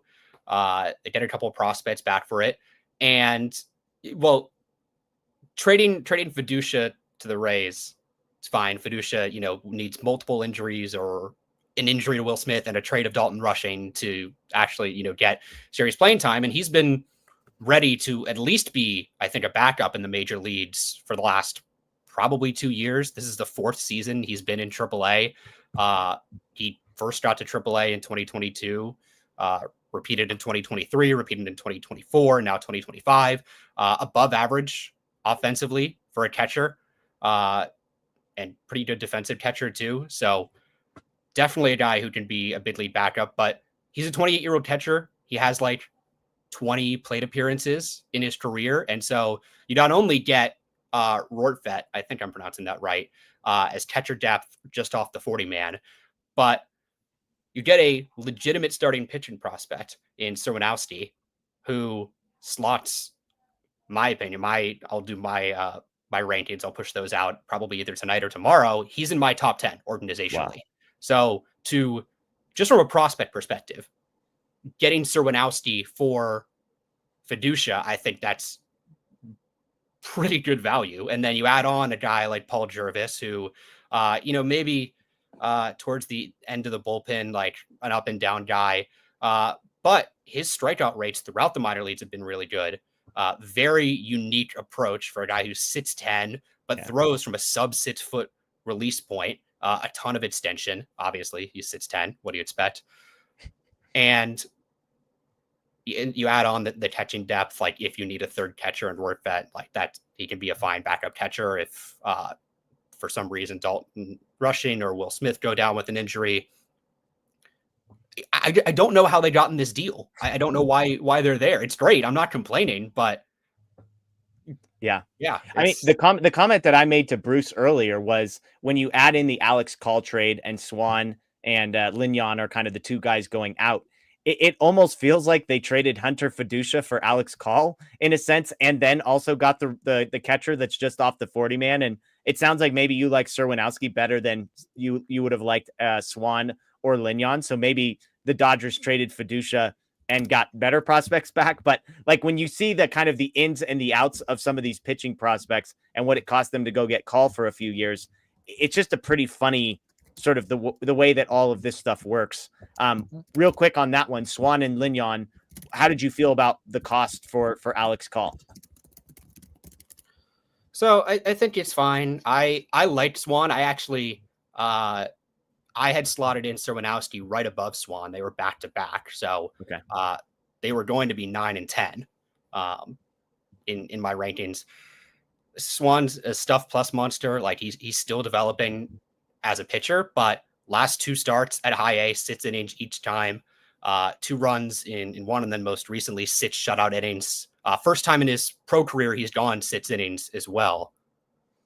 So I think you're giving up a little bit more upside there with Swan that I would have liked to keep. Lignon, he's been kind of a pop-up arm this year, really outstanding high spin changeup. But the fastball is low to mid 90s. Physically, there's not a ton of projection left. So, unlike some of these other, younger arms in the system, I'm not sure you're projecting a ton more velocity to add there. Pitchability command is strong, and that's why he's been pretty good this year at single A. So I'm okay with giving a guy like Lignon up just because I don't think the ceiling is there in the same way that it might be for a guy like Swan if he can really harness his stuff, which if we were talking about him in the Dodgers system, you're putting him up there with, I'm not sure, probably the best stuff in this system, definitely like top 3. So I'm okay with it. I think there's some aspects of Call offensively that I would be interested to see what they do with him. The last 2 years, he's broken out to an extent offensively. He's, established himself as a major league player, but he's done that while his bat speed has gone down. He's done that while he's pulling the ball in the air, decreasingly less, under 10% this year. He's hitting the ball in the air to the opposite field 30% of the time and pulling the ball in the air under 10% of the time. Which is not typically a recipe for success when it comes to corner outfielders. But he doesn't really swing and miss. He doesn't really chase. He'll play good defense, above average defense in a corner outfield spot. So I think it's fine. He does have the additional team years of control. I think it's 4. That's what I saw. I think he's free agent in 2029.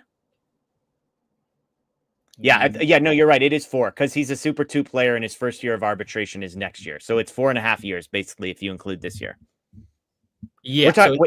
You're talking about Call, right? Yeah. So I think it's fine. Like I said, interested to see if he takes any other steps offensively going from the Nationals to the Dodgers. And maybe there's a different approach, but it's fine. Like, it's not like I'm like there are some trades where if I was a Padres fan, I would not have wanted to trade Leo DeVries for Mason Miller. Yeah. I would have, not just as like a prospect guy, but as like a fan, I would not have been pleased with that. As a Dodgers fan, I'm very pleased with it. Yeah. Even the Padres got better in the near term, but it's wild value to pay for a reliever, even a guy like Mason Miller, as good as he is, with the additional years of team control. And I read like maybe they want to make him a starter. That would obviously increase his value, but that's a lot to give up. DeVries is, I think, a consensus top 10 prospect in the game. Yeah. Mike Yastrzemski, by the way, traded from the Giants to the Royals. So the Giants dismantling things. I believe it was Bob Nightingale that just tweeted the Twins traded 10 players off their 26-man roster in the last 24 hours. 10 of their 10 active players traded off of the Twins, which is amazing. Daniel Starkand's good. What's that? I was going to say they had all those relievers, and I think they moved every single one. Like Jax and Varland both got moved right at the deadline. Duran, Stewart, Danny Columb. That's crazy. Yeah, crazy. 100 guys. Real quick before Daniel hops on, because then I want to do some grades and stuff because we've got a couple super chats. Give me your Brock Stewart, James Outman, your thoughts on this particular swap, and maybe let's start with Outman. Like, were you ready to move on from Outman, given obviously the incredible value that they got for him here?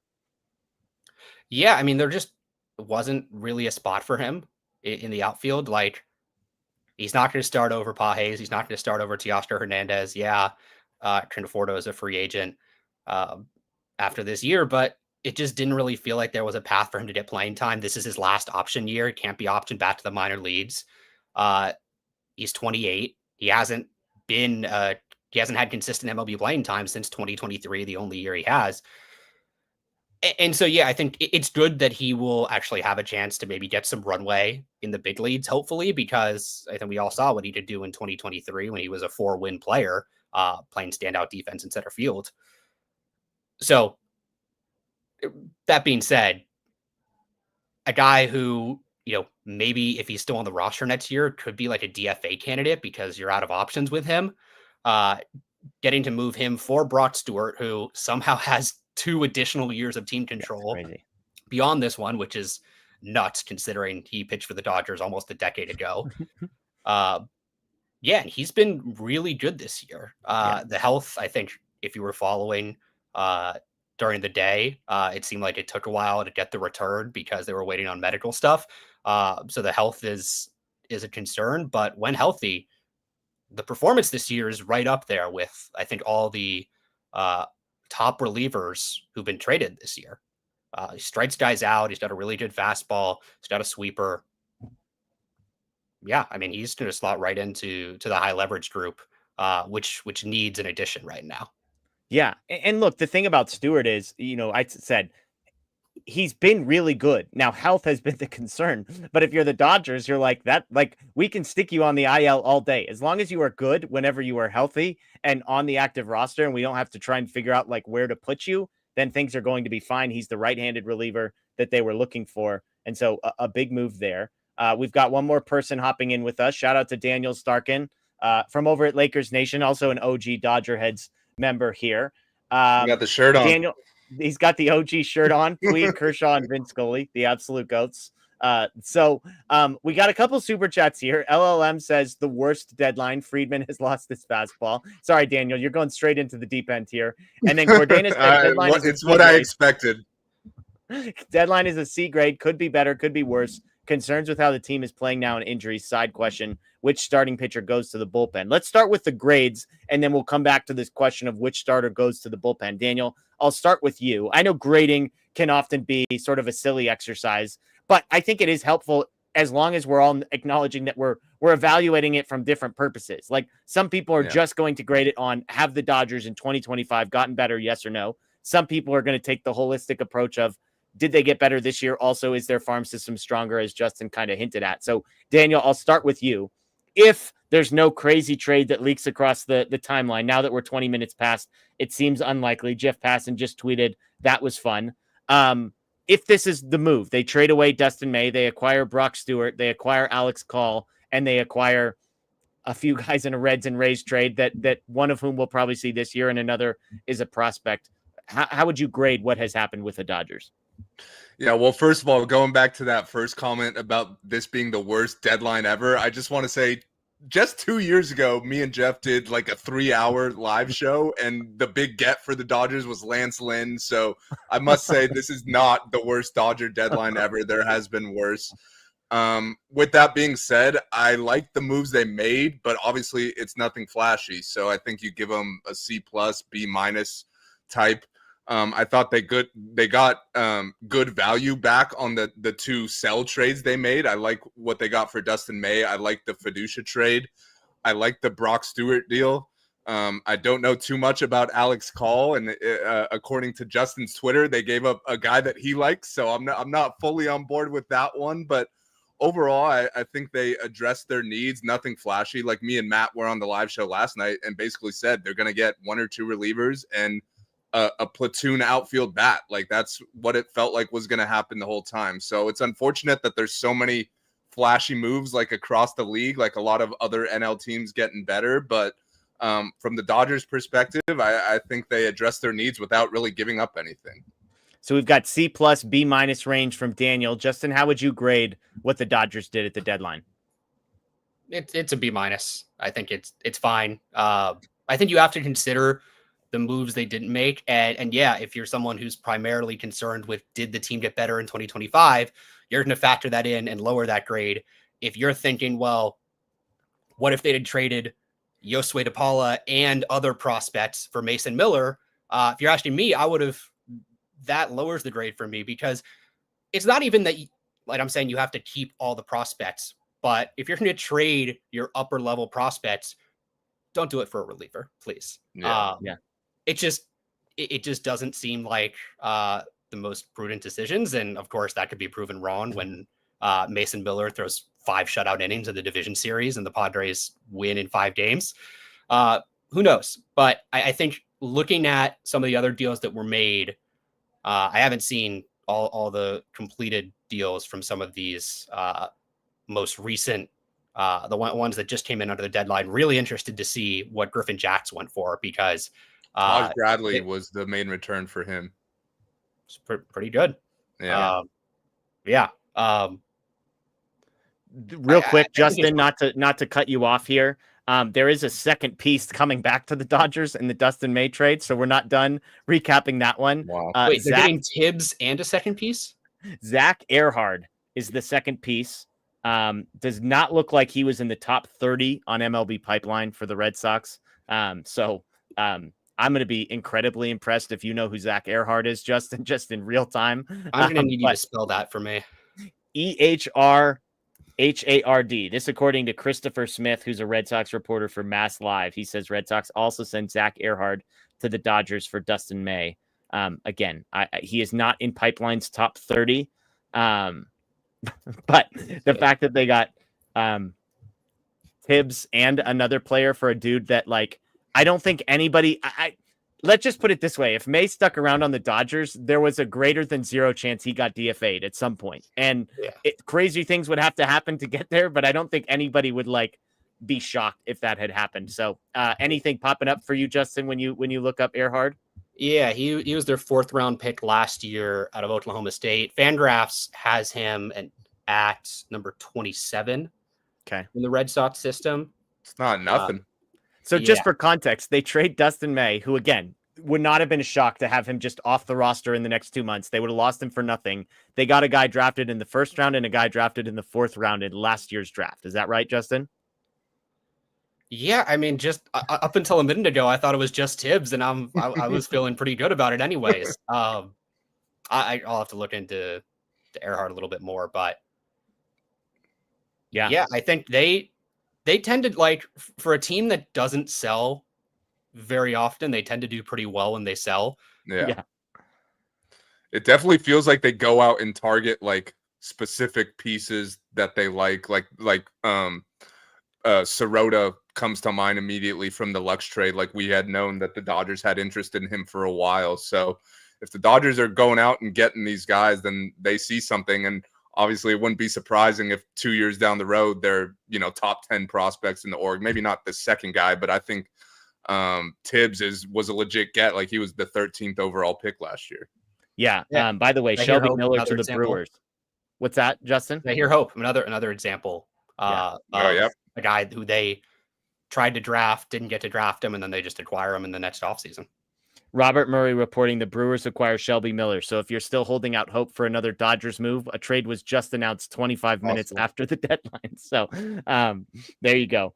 Yeah, I'm with you real quick on the B-, by the way. I think we're all in the same boat. Like, I think Brock Stewart's really good. I think people are disappointed because his name is Brock Stewart and you remember him as a Dodger pitcher from 10 years ago when he wasn't very good. And if you just look at the numbers this guy has put up, I think we've said it 5 times on this show, there's a world where his numbers and Ryan Helsley's numbers and even Mason Miller's numbers over the last couple of months of the season are all very, very similar because he's actually been better than Ryan Helsley this season. Now, Helsley's been better the last 3, but like if you really wanted Ryan Helsley and instead you got Brock Stewart and all you had to trade away was James Outman and Stewart comes with 2 extra years of team control. Like if you were hoping for Helsley, I don't necessarily understand why you would be supremely disappointed in getting Brock Stewart, I guess is my overall point.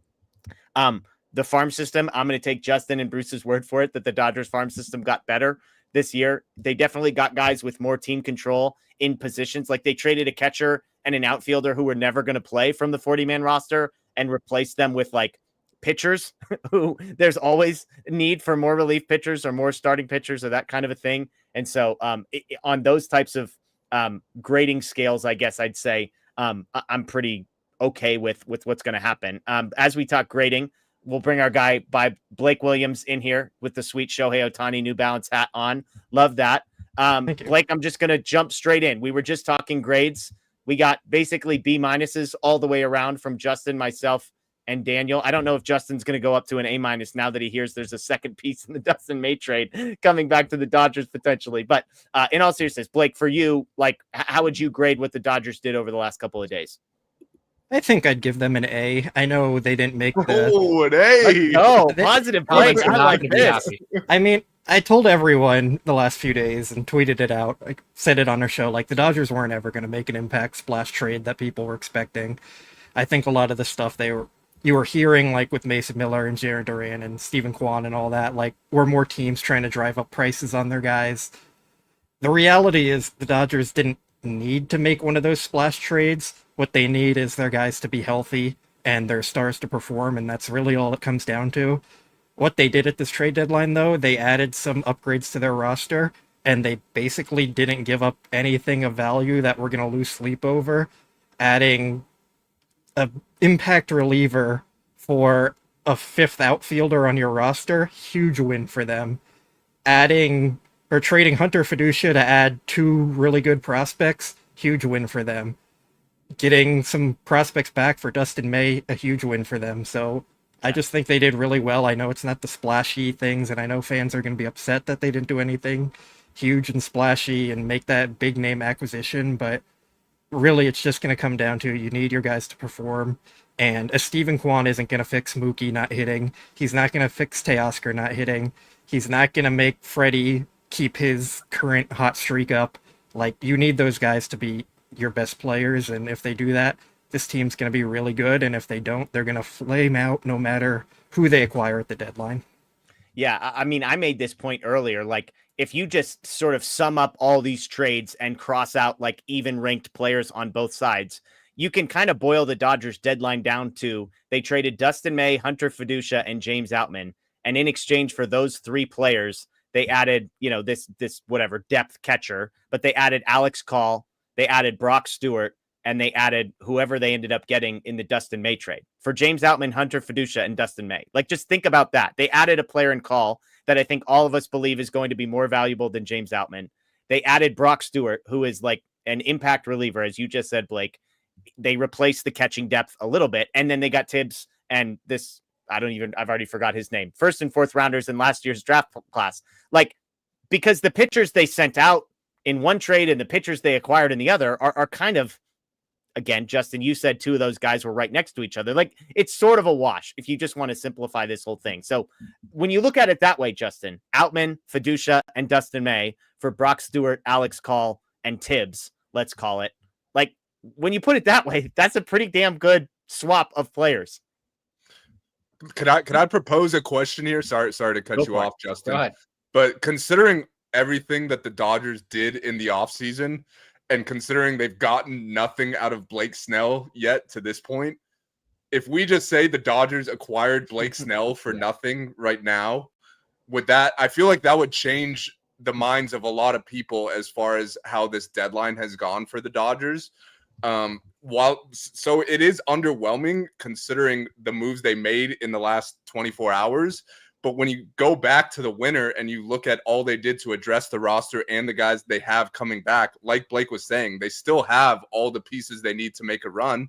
And if they don't, it's likely going to be because the stars and the guys that were already on the roster didn't perform to the level they're capable of. Like, that's just how it goes. Like, deadline acquisitions could only make so big of an impact. So I understand why people are upset, but I still think when you look at the bigger picture, this roster is good enough. Yeah. Justin, what do you think? Yeah, I think that's why I gave it a B-, is none of these guys are really going to change the direction of the team. But I'm not really sure there's a guy who was traded who might even, you talk about like the top end of the reliever market with Duran and Miller. If you want to use those guys in the playoffs, you have to score runs and you have to hold a lead. So, yeah. I mean, basically the same thing in 2023 when they didn't hold a single lead in the entire 3-game division series. So I'm not really sure here to add. Yeah, a guy like Steven Kwan would be great. It sounds like the price for him was really, really high. And I'm just not sure that I like Steven Kwan. I'm not sure if he's a guy that you push all your chips in for, given it wasn't like, it's not like it's a dire need. Conforto has been hitting in the last month. And it's not like adding Steven Kwan, upgrades their lineup from below average to above average. It would make a top 5 lineup in baseball when everyone's healthy, still a top 5 lineup in baseball, and maybe move them up 1 or 2 spots if they already aren't at the top. Here's a question I want to go around the horn, and I asked Bruce this question as well. Was there a trade that somebody else made that when you saw the cost to go get that player, you were like, damn, I wish the Dodgers would have gone out and did that? Like, he used the example of when he saw the Ryan Helsley trade and what it cost to go get him. He was kind of like, dang it, that would be a trade that, given what it would have cost the Dodgers, I would have gone and done that. So, Blake, I'll start with you. Is there a trade out there that happened that you're like, I would have done this given equivalent prospects? Not off the top of my head. I would probably lean towards the Ryan Helsley trade. But then when I look and see that they got Brock Stewart for James Outman, I'm like, that's a much better trade value-wise. Yeah. So, like, you could make a case Stewart is better than Helsley right now. So I think the Dodgers did really, really well value-wise, and I think a lot of other teams were overpaying and aggressive, and the Dodgers just did really well given what they traded. Jordan Montgomery to the Brewers, by the way, that is an amazing trade. That's hilarious. Like, he's still alive? Yeah, the reports have it that he is. Daniel, are there any trades out there? Like, Yeah, the one that came to my mind, and I don't even know what the Mets gave up for him, but I think Cedric Mullins is a pretty good player, and if it was a relatively cheap price, I would have liked him as a switch hitting center fielder that is having a solid year, hits lefties really well. I don't know a whole lot about Alex Call, but I was like in the bullpen. I like the Stewart move. I would have preferred probably a better outfielder. For the record, Justin, I think go ahead, I think Blake. Mullins is a lefty only hitter, not a switch hitter. Oh, so well, he's mashing lefties this year. So yeah. Justin, anything for you that you would have done? So I liked what the Mets did. I'll echo that, but I'm not trying to contradict myself here. I will say, if they were going to get like one of these big name relievers, Jats, Duran, Miller, I actually thought the price for Duran that the Phillies paid was pretty reasonable.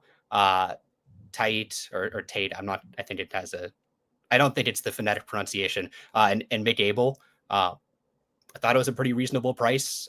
If you were to compare that to like maybe an Eduardo Quintero and River Ryan, which I thought was like a somewhat analogous comp.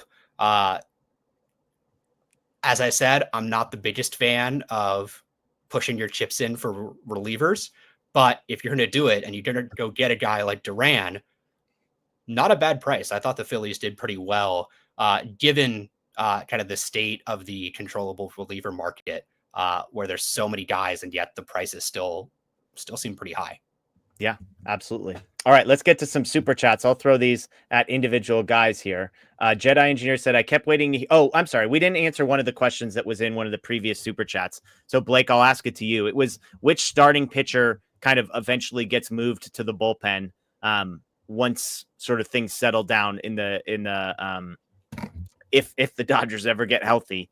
Obviously, they're going to go 6-man rotation. Blake Snell is due back. So you've got Snell, you've got Yamamoto, you've got Glasnow, you've got Ohtani. I think it's safe to say Kershaw has pitched to put himself in that 5 spot. And then you've got Emmett Sheehan, Justin Robleski. I guess Dustin May's no longer in that mix. Would Sheehan be your number 6 starter now? And then anybody after that would kind of be bullpen arms if needed? Yeah, for sure. I think Dave has already said that Robo is going to be a bullpen arm moving forward. So yeah. I think Sheehan is the safe bet to be that number 6 starter. And Blake, I've said all along, like once they get to postseason time and you don't need a 6-man rotation, I think Sheehan could really be an impact right-handed pitcher. I think he could give you production similar to what Kasperius gave them at the beginning of the season. That's my estimation. I don't know if he picks it up that quickly, but I feel like he could be an impact reliever. Do you agree with that? I could see it based on the stuff, but I think they might be hesitant to use him like 2 times in 3 days or 4 days or whatever, just given he's coming off an injury and his workload that they're going to try and manage. So maybe he'll be like someone who follows Ohtani for 4 innings after each start, and that's how they use him. But yeah, I just don't really see him making that kind of impact because he's going to be limited in how often they can use him. Grayson, by the way, asking, do the Dodgers go 6-man rotation when Snell returns? Yes, for the first time ever in 2025, they've admitted that they want to go to a 6-man rotation. So that's good to know. Let me see what other super chats we've got here. Jedi Engineer said, Daniel, I kept waiting to hear one of these minor guys was going to be part of a flip package. This deadline wasn't what I expected. You guys were saying there weren't guys out there to move the needle. For me, it just feels like the type of thing where I think they kind of did flip guys. Again, I'm not the prospect expert, but it does feel like the 2 guys they sent out in the Alex Call trade are very similar. The 2 of the guys they got back in the Hunter Feduccia trade. So maybe it's different names, but similar profiles. So we'll see. But Hector has this question, Daniel, or I guess statement. If the starting pitching doesn't get healthy, a high leverage reliever probably won't make much of a difference. I think he's onto something, Daniel. Like ultimately what the Dodgers are betting on is, I mentioned kind of the 4 elite starters that they have. They're betting on 3 of those guys being available when they need them. I think is the move where Andrew Friedman has placed his chips. Do you agree with that? Yeah, I agree 100%. Like, I think even looking back to last year, like the overall state of the starting pitching is in a much better spot this year. Like, it's not even comparable. So if you're, all doom and gloom, like at least consider that for a second, like where the Dodgers were at from a starting pitching wise last year compared to where they are right now. So I definitely think the formula in October has the potential to be a lot different this year. Like last year, they were kind of piecing stuff together, bullpen games and whatnot. But this year they have the legit opportunity to field a full rotation of guys who could give you 5, 6, 7 innings. We'll see where they're at 2 months from now. Obviously, all those guys need to stay healthy. But if you're going into a playoff series with a healthy rotation of Yamamoto, Blake Snell, Tyler Glasnow, and Shohei Ohtani, that's probably the best top 4 in baseball right there. So, I definitely think it's going to be different than last year. But I prefer to rely more on starting pitching personally. So I'm happy with where they're at. Justin 300 says, I feel like people are overreacting and worrying because the Padres and Phils and Mets all made big swings. I've always said we're as good as our health and the big 3. The big 3 being offensive: Shohei Ohtani, Freddie Freeman, Mookie Betts. Will Smith probably belonging in that conversation, maybe more than Mookie Betts, the way that the season has gone so far. But do you think that's like a fair assessment? Do you think that maybe among fans, this deadline is going to get panned a little bit, in part just because of how aggressive the Padres, Phillies, and Mets were as it relates to what the Dodgers did? Yeah, and I think part of it is those teams had bigger holes to fill than the Dodgers, notwithstanding the Dodgers' current health situation. But they had more places to upgrade. The same player on other teams is going to make more of a difference because you're starting from a lower talent level overall. And some of that is, it's the nature of the trade deadline to be like, all right, it's time to make upgrades to the team. But I look around and there weren't that many spots that they realistically could upgrade. And the guys who would have made a large difference either weren't on the market or just cost too much. Yeah.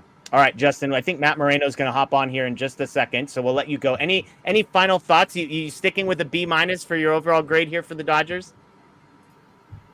I will. I'll stick with a B- because it's reasonable.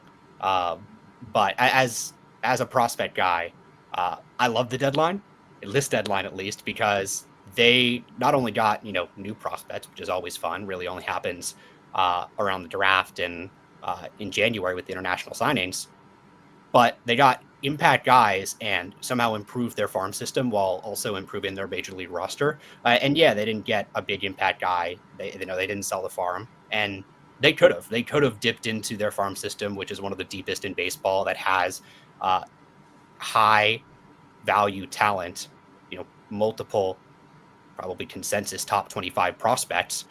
They could have dipped into that. Yeah. They didn't. I'll be okay with it. Some others won't. And yeah, that's fine. All right. That's Justin Lorber. Justin, as always, thanks for hopping on FutureDodgers.com. Sounds like you've got an updated prospect list coming out in the next couple of days. Is that accurate? There'll be some additions to that list. Maybe some maneuvering is necessary now. A little bit. Maybe not tonight, maybe tomorrow. Okay. Well, we're gonna have you and Bruce on pretty soon. We've talked about it a lot, but we're gonna get dueling prospect lists on this show soon. So stay tuned for that, Justin. We appreciate you joining. Blake, I figured you'd like this one from LLM. We won't have baseball after 2026, so Friedman just punted. I mean, I'm not going to comment too much on the CBA stuff because that's so far out now. But regarding the punting, this deadline, I just don't agree with it. Brock Stewart is a really good pitcher. Alex Call fills a role for this team. I just don't see it. They did really well at this deadline. They didn't give up much, and they got good players back. I think you have to be happy with that. Yeah, it wasn't the splashy move, and I get why fans are mad about that. But they did really well still, and you can be okay with that. And again, like I said earlier, this team's fate is going to come down to what Mookie, Freddie, and Shohei do and their starting pitchers. It's not going to come down to if they got Steven Kwan or not at the trade deadline. He's not the type of player that's going to completely change the course of their season. He's very good, but you still need your stars to be stars to win. The Dodgers have all the talent they need to win right now, and they added some good players to this group that Phil needs for them. So they have guys coming back as well, and that's kind of what they're betting on. You have Muncy, Snell, a few relievers in there. This team is going to be okay. What they do in the postseason, I have no idea. It's going to come down to how well they're playing and not what they did at this deadline, though. Yeah, absolutely. And it's worth pointing out, by the way, that the Dodgers get a 3-game head start on the Padres. They currently have a 3-game lead in the division at 63-46. And so with 55 games to go, they currently are leading the division by 3 games, which means something. Aaron says, I take Andrew Friedman not being aggressive for a reliever as a sign that the guys on the IL will be back. I doubt he would be this passive if he knew they were cooked. Daniel, you're nodding your head. You agree with this sentiment. This speaks highly of Tanner Scott, Michael Kopech, Brusdar Graterol, though Kyle Hurt, even as guys who might be able to come back and make an impact. Yeah, for sure. We know Andrew Friedman is not afraid to go out and be aggressive. So the fact that he wasn't quite as aggressive shows that probably they are counting on a lot of these guys to come back, and they are confident that they will get at least a couple of them back. Obviously, so there's so many question marks that you can't rely on all of them coming back. But if they could get back Kopech and Tanner Scott, then overall the bullpen is in a much better place, and who knows what starters end up back there as well. So, yeah, obviously, I would have wanted one more, at least like depth type reliever, not necessarily a high leverage guy, just to have that extra arm. But the fact that they didn't get it shows that they are confident in either the guys that are coming back health wise, or just kind of their upper minors, reliever types. I'll push back on that a little. I'm sure they're pretty high on Gervase in that trade they made yesterday, sending Feduccia out. Like, Gervase has put up really good numbers in AAA, and I think they're pretty high on him. So I think that is like the depth arm that we're looking for, and someone who could make an impact as well. So you're saying this year Gervase is a guy that you could see on a playoff roster? I wouldn't totally count on it, but I wouldn't rule it out either. I think he has that kind of potential. Yeah. I mean, and I would add, not being aggressive for a reliever. Again, like if you swap out Brock Stewart's name for Ryan Helsley's name, the production might not be all that different, and yet I think everybody would be responding very differently to this. I cannot overstate how much, if you look at the underlying metrics on Brock Stewart, if you look at when he has been healthy, not just this year, 23, 24, 25, he has been banged up a lot. He only has thrown 77 innings, but in those 77 innings, he's a 2.3 ERA guy with all of the underlying metrics that support him being borderline elite. I think I looked up expected ERA. He has the 6th best expected ERA among relievers with more than 30 innings pitched in baseball this season, right in the mix with all of the other names that you would expect to be on that list, ahead of a bunch of guys, ahead of every player on the Dodgers, by the way. And so, again, it's not just, I'm not comparing him to Joan Duran or, Griffin Jacks even, but again, I think a lot of us had settled for Ryan Helsley. And when you dig under the hood a little bit, Blake, like, am I crazy for saying that Brock Stewart is, if you squint a little bit, like you're going to kind of see Ryan Helsley performance levels there? I mean, I think you could make a case that Stewart is better than Helsley right now. The counter argument to that would be Helsley has a much longer track record. Sure. He's been healthier. He has more closer experience. But just on the surface level, like comparing the two numbers and the stuff and everything that goes into it, like right up next to each other without the names, I think most people would pick Brock Stewart over Helsley. But again, like the health is always a concern. But they could have traded for Helsley, and he could have needed Tommy John in a week. Like, you just don't know. You can't really bet on health. So kind of is what it is there. Okay. Here he comes. Matthew Moreno hopping in on video. He's going to take over hosting duties for me here in just a couple of minutes. But I want to hear from you. Daniel gave them C+, B-. I said B-. Justin Lorber said B-. Our guy Blake said straight up A over here for trade deadline grades. I love it. Optimistic Blake. I'm here for it. Matt, your turn here. So, per usual, I'm needing to bring some balance to our shows. You guys are all buying the pie in the sky that the Dodgers are selling you, and I'm here to tell you it's a C. Okay, I said C+, so that's not that much different. I mean, I get the points that you guys have brought up throughout the show, whether it's Blake, Daniel, or Justin or Bruce. Like, I can see why the Dodgers made the trades that they did. And I do agree with, I don't know if it was Daniel or Blake, reminding everybody that the trade deadline is exciting because you're making moves and this and that. Like, it is, like, it's I don't want to call it fabricated, but sort of like there's this pressure and it's the last opportunity to kind of do it. The Dodgers Blake Snell is returning to the rotation on Saturday. So if they had traded for Blake Snell today and he was starting Saturday, there would be a bunch of excitement. Now, I get that it's not necessarily entirely fair, because the reality also is that Blake Snell made 2 starts before he had some shoulder trouble. And actually, he pitched through some shoulder trouble to begin with. So you can kind of forget. My concern is with Brock Stewart. Yes, his numbers against right-handed hitters, which is what the Dodgers are looking for, are great. He's under team control, checks off a lot of different boxes, but he hasn't been healthy. He's had health concerns. Like, there have been injuries there. And so to me, it's like, okay, you had this need and you plugged it with somebody that could do it for you, but is he going to be there to do it for you when you're already dealing with injuries? Like, that's my issue with this. And Daniel and I talked about this last night. The Yohan Duran trade, what it ended up being, the 4th and 6th ranked prospects, I think it was, from the Phillies. Like, for something like that, like, I felt like maybe the Dodgers should have just bit the bullet, because he's also under team control.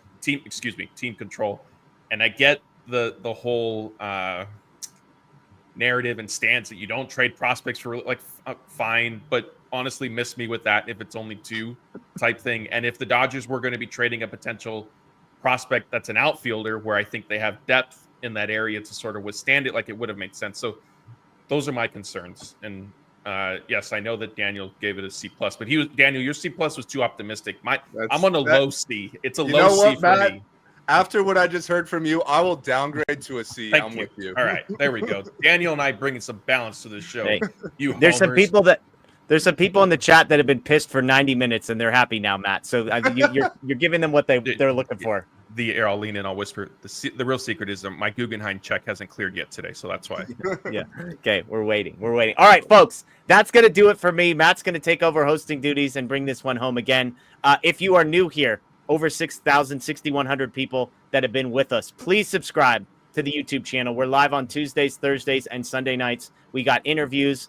We had a huge trade deadline preview with Fabian Ardaya where we kind of talked about hey, it's probably not going to be the names that you're looking for as far as relief pitchers go. We're going to have some prospect conversations with Bruce and Justin coming up. So lots of good content. If you're new, please subscribe, ring the notification bell. But with that, I will sign off and hand it off to Matthew Moreno. Yes. Real quick before you go, what kind of s'mores are we making? I saw somebody ask if we thought you were doing dark chocolate or milk chocolate. No, tonight we're doing ice cream sundaes. I did not have any s'mores last night. But my take, as I'm sure people have heard, is I think s'mores are totally overrated. People like the idea of s'mores, but the making of them is fun. Yes, they don't taste very good. They're a total mess to eat. That's my opinion. But we're doing ice cream sundaes tonight. We got vanilla, chocolate, and strawberry, the 3 ice cream topping flavors. So I'm going straight vanilla, little caramel sauce on top.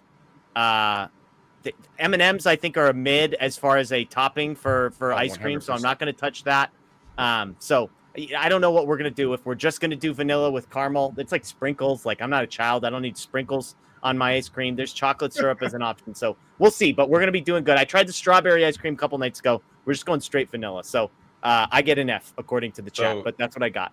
S'mores overrated like the Dodgers trade deadline is what I'm hearing from you. Properly rated. Dodgers trade deadline properly rated. It's fine. It was fine. They didn't need to do anything. They didn't do anything. Brock Stewart's way better than you think. And they got real stuff for James Outman and Hunter Feduccia, so that's cool too. And again, I'm giving a positive grade here too because I'm happy for Outman and Feduccia that they're going to get to go to places where they're actually going to get plays and opportunities. And then, in 18 months, I can sit here and Blake, and as Outman's like a borderline all-star, I'm going to be like, see, the Dodgers do develop hitting prospects. Go look at Hunter Feduccia and James Outman. So on that note, enjoy the rest of your day, everyone. We'll be back soon.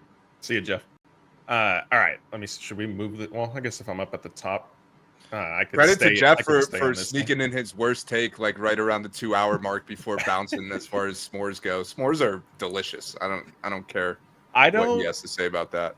Yeah, I mean they're fine. I don't need them. I don't hate them. They're good. I won't necessarily. I don't think they're overrated. I don't hate them the way Jeff. So I mean, I guess now that he's gone, but we could put that on Jeff's hate list, right? With cheese, Miguel Rojas, s'mores, wine.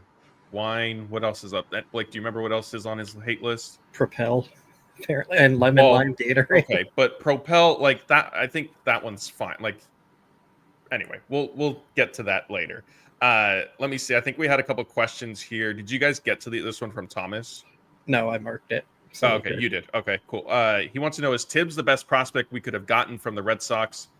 Franklin Arias, prospect, or Brandon Clark, number 4. I mean, I think the reality is you're trading Dustin May, who just hasn't been very good. He's been inconsistent, I think is probably the best way to put it this season. He's been inconsistent this year is probably the best way to put it. Obviously coming back from Tommy John surgery, from his throat surgery. So frankly, the fact that they even got Tibbs, I think is a surprise. And then they even got a second prospect in there. So I don't know. I mean, Blake, do you feel like they missed the mark here by any means? No, this was a guy every single fan wanted off the roster and traded. So he's not someone you're going to go flipping for a top prospect in an organization. I think they did really well with what they got for him because May just doesn't fit on the roster at this point anymore. I know I said he would have worked out as a reliever, and I really believe that, but I don't think May wanted to move to the bullpen in his final year under contract before reaching free agency. So I think it was just best for both sides to move on, and they just didn't really have a need for him anymore after that. Yeah. Another one, Ricard wants, he said, I don't get Blake's take at all. So what if this is Mookie for the rest of the season? Shouldn't we have gotten some offense to make up for Mookie or even others being, and then not very good? It's an expletive. So if you're with us on YouTube, you can read it. But this is a family-friendly show, so I will not say it. This is something that I was kind of getting to with Brock Stewart, and I didn't touch on Alex Call when I joined you guys. Like, I do sort of agree with the sentiment. In some, like, I don't think the Dodgers needed to completely more, like, there wasn't a clear-cut starting outfielder, left fielder, whatever you want to do, like, that I think would have completely solved their issues and maybe would have been worth trading what it was going to take. But again, like, my concern with how the Dodgers approach the deadline is they are relying on a lot of if this, then we're okay. So that's my worry. But Blake, this was directed to you, so my apologies for stealing the floor from you. I mean, yes, I think offense could have helped them. The issue with that is there wasn't really anyone traded that both fits the roster and would have been a clear offensive upgrade for the team. Like, Eugenio Suarez was probably the only star hitter that was actually traded, and he plays third base where the Dodgers have Muncy, who's going to be probably one of their best hitters on the team. Or you could maybe put him at first base where they have Freddie Freeman, so he just wasn't a fit for the roster. Jarren Duran, he wasn't moving. The Red Sox ended up buying, and he's a platoon bat to begin with. Steven Kwan, solid player. He's a slightly above league average hitter. Like, I wouldn't be shocked if Conforto puts up similar stats to him for the rest of the year. And even if it's slightly worse, like, given the cost that you would have to trade to get Steven Kwan, just didn't really make sense as that being an upgrade for them. So, like, who is out there that they should have went and got that would have been a clear upgrade to provide offense for the team? I just don't think there was anyone out there that did that got moved. What about, let's focus on the Steven Kwan thing a little bit. I think we all saw, it might have been Mike Petriello who sort of shared it first. His percentile for his sprint speed and I think outs above average were the two that have dropped off considerably last season and still this year. Daniel, were you aware of something like that? Because I know I wasn't. All I sort of kept hearing about Kwan over the past couple of weeks is, yes, there's the bat to ball skills. He's a Gold Glove winner, though. The defense will be better, this and that. So to see that was honestly a surprise. Yeah, no, I'm with you. I obviously don't watch a ton of Cleveland baseball, so I wasn't aware that his speed and his defense had kind of dropped off as much as it has, and that's definitely concerning to me. Like, I know he's still young and in theory could, maybe it's an injury or something that's hurting that, and he could, in future years get his speed and defense back up. But those are kind of the things that he brings to the table. Like, he's a good bat to ball hitter. He's had good speed and he's been a great defender. So if some of those things are already starting to fall off a cliff, then that is concerning. And there was a report out there that Cleveland was asking for the guy the Padres gave up for Mason Miller, who was a top 3 prospect in all of baseball, for Steven Kwan. So from the Dodgers' perspective, they probably wanted 2 top 5 prospects, maybe even 3. And to me, Kwan is just not the guy that you go out and give all that up for. Like, if it was, you were able to get him for a reasonable price, I think the fit was good and I would have done it. But I don't think Kwan is a guy that you overpay for. Yeah, Blake, as one of our resident nerds on the staff, what's behind Kwan's sudden decline the last 2 years in his speed and outs above average? I mean, I think the outs above average is related to the speed going down. Why the speed has gone down, I'm not entirely sure. I'm not a biomechanics expert or anything like that. But I mean, there is a reason no team traded for him, despite all the reports about him being out there and available and teams being interested in him. Like, it wasn't just the Dodgers that passed on him. It was every single team, including the Padres and the Mets and every other team that was being aggressive. So, like, I don't think any team out there said, yeah, he's a player that's worth the value that the Reds or the Guardians are asking for. So, like, yeah, I mean, I don't think you can, like, take away from the Dodgers for not making that trade when no other team made it as well. Yeah, and I think, to be fair, like, and you probably didn't necessarily, but just I think to sort of clarify for the people who are either watching this now live or maybe listening after the fact, like, yes, Kwan wasn't traded, and Break, you phrased it as teams kind of passed over him type thing. I think some of that could have been, though, due to the Guardians front. Like the Guardians front office has a reputation of being, difficult to kind of work with their trade demands and this and that, and how they value their players. So like I'm inclined to believe that there probably was a little bit more of the Guardians overvaluing him, wanting too much, versus like, oh no, we just don't want Kwan at all as like an attractive piece. That is part of it, but if another team thought he was worth going out and getting, they still would have went and made that deal, even if it was an overpay, because every team's overpaying at the trade deadline. I'm sure the Guardians, not the Dodgers. Yeah, not the Dodgers this year. Well, I guess they did pretty well last year too. They've had some overpays in the past, but I mean, every team does. So, yeah, I don't think Kwan was worth the value that he was being asked for, and I think every team agreed. Yeah, I agree. Is that where you ultimately landed to, Daniel? Like, yes, he could have been a nice piece, but not at maybe what it seemed the Guardians wanted. Yeah, I like the fit. Like I think, there's plenty of power in this lineup. Having a guy, we've seen there's plenty of swing and miss in this lineup too, especially recently in this Red series. So having a guy who puts the bat to ball well would have been a nice fit. But that's kind of what they got in Alex Call. I know he's kind of, Blake tweeted, he's kind of the poor man's version of Kwan, and to me, like, that's fine. Like you don't want to give up 2 top 5 prospects for a guy who's going to be, batting in the bottom of your order or whatever the case may be. So a guy like Call, we'll see if the Dodgers targeted him. That makes me feel a little more confident. He's having a pretty solid year. He hits lefties well. So to me, he's kind of, he could fill the role that was needed, where it's a platoon outfield bat, has a little speed. So yeah, I would not have paid what it took to get Kwan. Yeah. We had this super chat come in, Blake, as you were going over some of the reasons the Dodgers could be optimistic. Their baseball geek is pointing out that Muncy is 0 for 7 with 5 strikeouts so far on his rehab assignment. I mean, yeah, it doesn't really mean anything. He hasn't hit in like 3 weeks at this point. It's going to take him a little bit of time to get back. He'll be okay.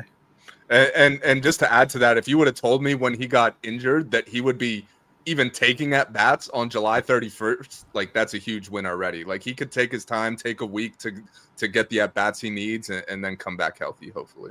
Yeah, I agree. Real quick, before we shift to answering questions from everybody, I think a couple of things I want to discuss with you guys. One, Daniel, I'll come to you first. Are you surprised that the Dodgers didn't trade for another relief pitcher?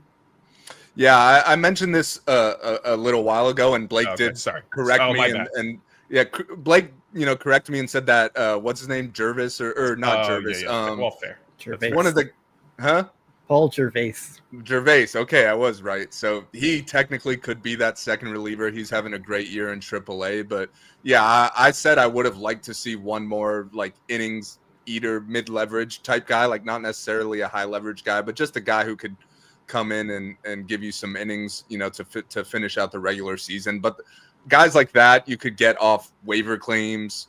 Guys get DFA'd, and we see the Dodgers bring them in hoping to fix them all the time. So they still could bring in guys to fill innings, but yeah, it definitely feels like they are putting a lot of faith in some of these injured guys coming back.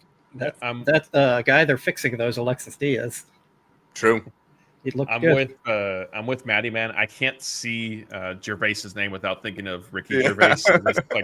That's all. Like, anytime I see it typed or written in our articles or anything, it makes me. And I'm not a huge Ricky Gervais fan. Like, I know who he is, but not a big fan of his. It just makes the connection there.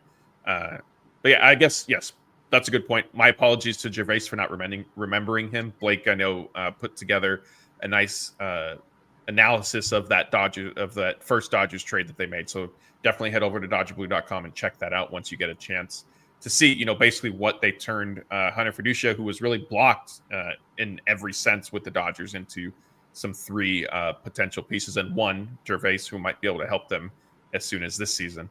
The other question I had for you guys, I don't know how much, did you guys discuss the Padres? No, not really. Maybe they did before. Yeah. Earlier.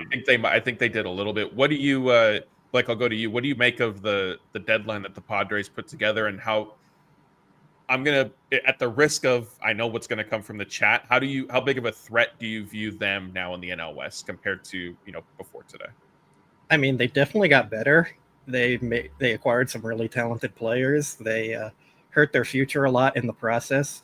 I think we've seen the Padres do this pretty much every year in the past, where they go out and have some crazy deadline or crazy offseason, and it has resulted in one NLCS appearance in that time frame. Like, we don't know what's going to happen this year, but they're a really good team and they got better. So I still think the Dodgers are the favorites. We've heard all season long that the Dodgers are 2 days away from losing the NL West lead, and it hasn't happened yet. So, yeah, I mean, the Dodgers are still a really good team, and the Padres are more comparable to them now, but like, I just see the Dodgers having the edge on them still.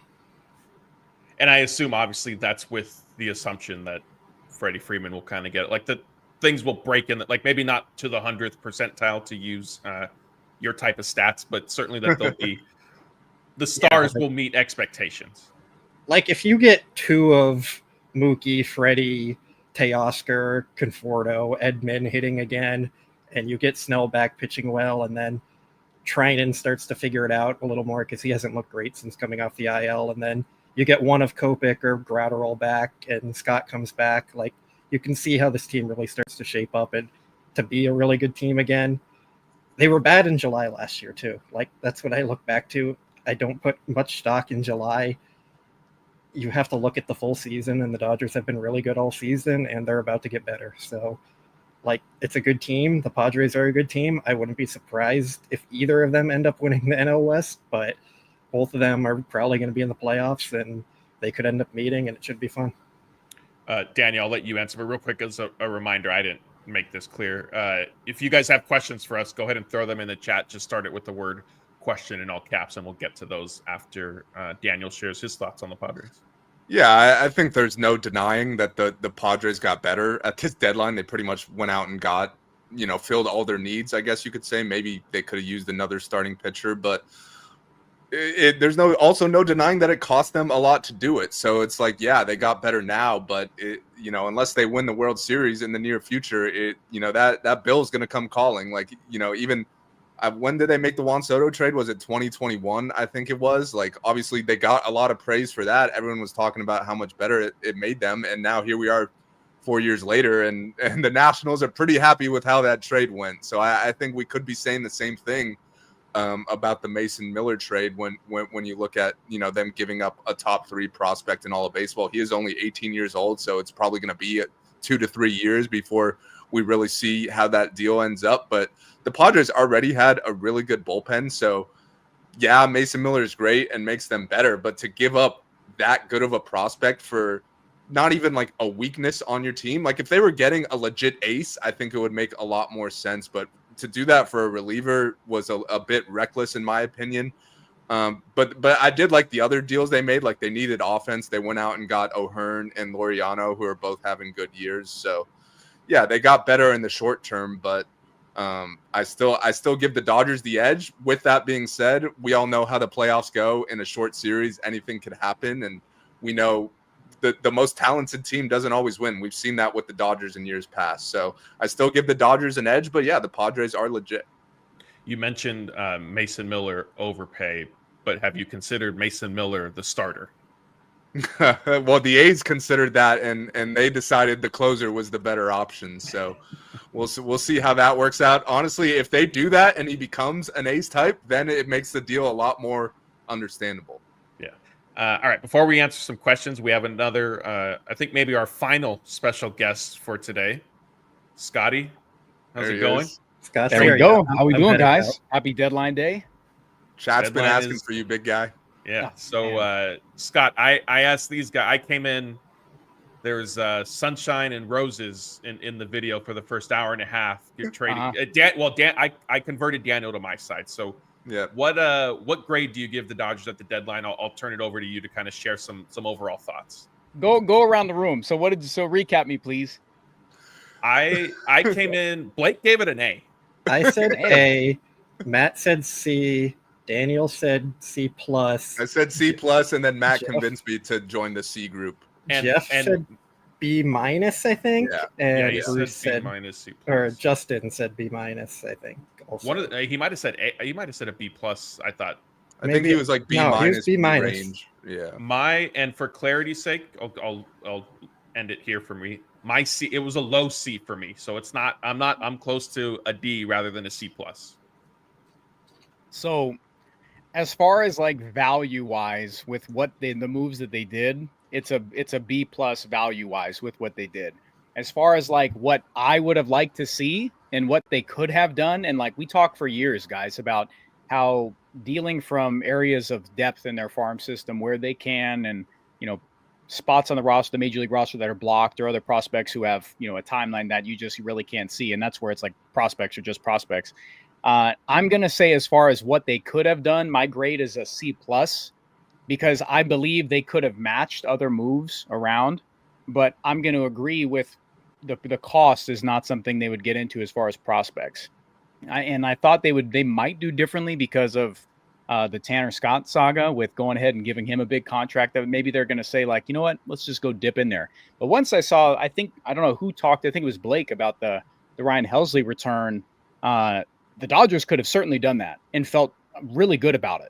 Absolutely. So I'm going to say a C plus overall, but with the value that the moves that they did make were in B territory there. But I would have liked to have seen it like Brock Stewart's a great get. Blake and I talked about that a couple of days ago, and that was cool that it came to fruition there.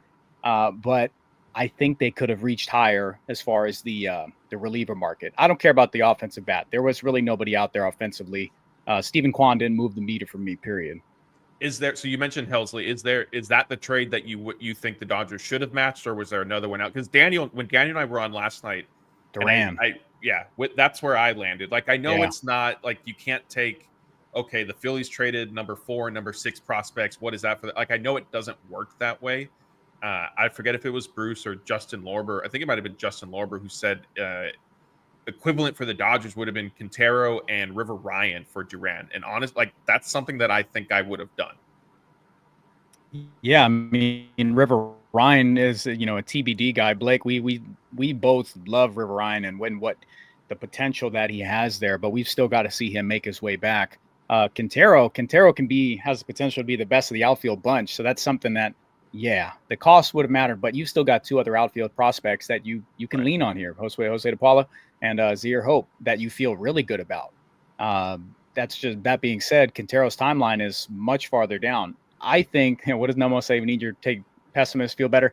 The pessimists can absolutely be where they're at, because the Dodgers could have done more. Should they have done more? That's up to however you feel, chat. If you feel you're angry about it, sure, you're right to, but they could have done it. Absolutely. So if you want to be angry about it, for sure, go ahead. But that's a trade. Yeah, the Duran one is somewhere that I would have gone. I would have loved to see the Duran move made. Yeah, I agree. Scott, anything else on the deadline you want to share before we start rifling through these questions? Dustin May was absolutely someone they could have, DFA'd further down. Like, because I firmly believe that he did not want to be a reliever. He did not want to come out of the bullpen, and that's someone I did not want to see out of the bullpen. Like, he just doesn't miss enough bats. He force feeds way too many fastballs, and I love the return. I love the return that they got for Dustin May. Yeah, I mean, the Dustin May trade and even the Feduccia one, like, it speaks to your point about in terms of value and what the Dodgers got. Like, yes, give them credit for that. I think the problem, especially for fans, like, I think us, like, we can kind of try to like visualize, okay, this is why it sort of makes sense. I know a lot of fans are very much more so kind of in the moment and worried about what's happening right now and tomorrow. And I understand it. Like, that's where it's hard for them to really reconcile this being any sort of passable trade deadline for the Dodgers. But yeah, I mean, getting 2 prospects for getting 1 prospect for Dustin May, let alone 2, was certainly a surprise. Yeah. And then Feduccia, I know we discussed Gervase earlier, like, he's potentially somebody who could impact the team this year. And so if that ends up happening, then it certainly looks like an even better trade than it sort of already seems like it could be based on the prospect quality they got there. All right. I think we have some questions here that we can start going through. Steven wants to know, could a Cleveland trade package been put together if Clase was available? Blake, do you think, I know that it probably wouldn't have been likely, but do you think I guess, yes, if the Dodgers wanted to, they could, right? That's the easy answer. If Clase didn't have his gambling issue going on, do you think maybe the Dodgers might have explored a Clase Stephen Kwan combo deal? I don't think so. I think they told us that answer by not targeting any of the top relievers available. Like we said, they could have got any of them that they wanted, and they didn't. I think Duran is probably better than Clase, so yeah, I just don't think they would have went there. And they are betting on Tanner Scott, Blake Trinan, Michael Kopech, Brock Stewart, Alex Vesia to be a good enough bullpen group to win, and I think it's a fair bet for them to make. So yeah, I don't think there's any scenario where they're ever truly in on any of these top relievers. Yeah, and if all else fails with Yates, with Scott, etc., there's Joe Kelly. They're just waiting in the wings to be signed. Hey, why not? Michael wants to know, why don't we allow call-in? So we haven't set up our show to do that. It's something that I have seen and have considered. Maybe we can implement it starting next season. I think we'd have to figure out how we could kind of screen these to make sure it doesn't go. We need a delay. Yeah. It doesn't go completely off the rails. I know that there are probably a lot of things you guys would not only want to say about the Dodgers, but I'm sure say to us because we see it in the chat. So that would be my concern with that. But Michael, it's if it's something that enough people want, we can certainly explore it. Yeah, and Momo was Michael. You're not the most popular for a call-in option candidate. I will say we try and interact with the chat as much as possible, so like we kind of try and counteract that too there. Yes, good point. Player says, when do you think the Padres will feel the pain after blowing up their farms year after year? Scott, I'll come to you to this one because Blake and Daniels just got done sharing some thoughts on the Padres. Arguably winning the trade deadline. I mean, we talked last year. What did I say? I said I applaud Preller for having the balls to go out and make these moves time and time again. I know the Padres felt really good about their most recent draft. They've got a lot of big leaguers clogged, on their roster. They just do. They have a considerable amount of long-term deals there with some immovable pieces and guys they feel good about. But they I think they dealt like 13 prospects today. I know the O'Hearn and the Laureano trade included 6 guys going back to the Orioles. O'Hearn was one of them I loved. He was one of the dudes. So it's going to suck to see him in San Diego. But when did the Padres feel that pain? I don't know. They've continued to draft and put themselves in a point where they can keep dipping in and keep dipping in. If you look around the league, I see Mike talking about it in chat. Yeah, Preller. If you look around, there are a lot of all-stars that have come from the San Diego Padres system, and he's dealt them away. So I don't know when that dip happens. I really don't. You've got a couple all-stars on their rosters, so it's going to keep them afloat. As far as like feeling a dip where they just bottom out, I don't know when that happens. That's hard to see. When a team kind of gets right there, and you have some players that kind of sit like Machado, Tatis. Jackson Merrill, you have guys you feel good about to carry a team. I don't know when they feel the pain, but the contract of like Xander Bogaerts sucks. So I don't know if they bottom out, but they do have a pretty good baseline. Hey, careful what you say about Bogaerts. I saw a chart going around comparing him to other shortstops in the National League, and sorry, Mook, little iffy there. We're holding strong. Good for him for finally providing some value on that contract. Eden says, so Emmett's going to be in the rotation for now, right? Yes. I mean, I think it was certainly appearing this way. I don't remember if it was you. Probably not. Somebody asked Daniel and I last night about Sheehan pitching out of the bullpen against the Reds. It was just kind of the circumstances and what was going on. But yeah, given the Dodgers are going to be going to a 6-man rotation with Dustin May being traded now, it certainly looks like it's Emmett Sheehan time. So I know a lot of people will be excited about that. Sandy Feet wants to know, do you guys feel like there is a legit Dodgers tax? Teams want more because of their recent successes. Daniel, I know you are obviously well entrenched over on the Lakers Nation side, and I know that there's been a Laker tax. Do you think the Dodgers face the same difficulty? I don't think so, just because we've seen the Dodgers make plenty of moves. Like it's never been a case of man, they just couldn't get a move done. Like, they've made plenty of trades. And honestly, I feel like if I was a rebuilding team selling pieces, the Dodgers might be my first call, just because they have so many good players in that farm system that you probably would want to get your hands on. So I don't think there's any sort of tax. I just think the Dodgers tend to be cautious and want to avoid overpaying. So when that's the case around this time of year, you're probably just not going to get many deals done. Yeah. Let's see what other questions we have here. Amanda wants to know, is it possible? Oh, it was similar. Like, is it so? I mean, I guess I meant to put this up at the same time, so I apologize, Amanda. But yeah, Daniel doesn't necessarily think there's a tax. Scott, do you think the Dodgers are hurt a little bit by reputation, or maybe Andrew Friedman, or whatever the case may be? Teams probably reach for the stars with the Dodgers. They absolutely do. And then there's a point where the Dodgers just go, it's not going to get done. I definitely think that there's a ceiling that teams like to go toward. And the Dodgers just don't always want to do that. The Dodgers have to approach you with those top prospects. I don't know how often because they hand a list out. They give a list out to teams. And it's like, if the players they just don't want are on that list, then they just don't make a move. We're going to lose Blake here in a minute. He's going to go hop on to the Brandon Gomes Zoom press conference for us to make sure we get that for you guys. So, Blake, thank you for joining and for taking care of that. Yeah, depending on how long it goes, I'll see if I can join back in right after. Okay, sounds good. Later, buddy. All right, let's finish going. History man. Hello, Scott, Jeff, Matt, Scott, Daniel. So which one? Am I Jeff if I'm in the hosting chair, or is Blake Jeff since he's not named? History man. Hi. Maybe he sent it earlier, got mixed up. One thing worth mentioning, I just saw on Twitter that Ryan Presley got DFA'd by the Cubs. So the new Dodgers reclamation project might have just hit.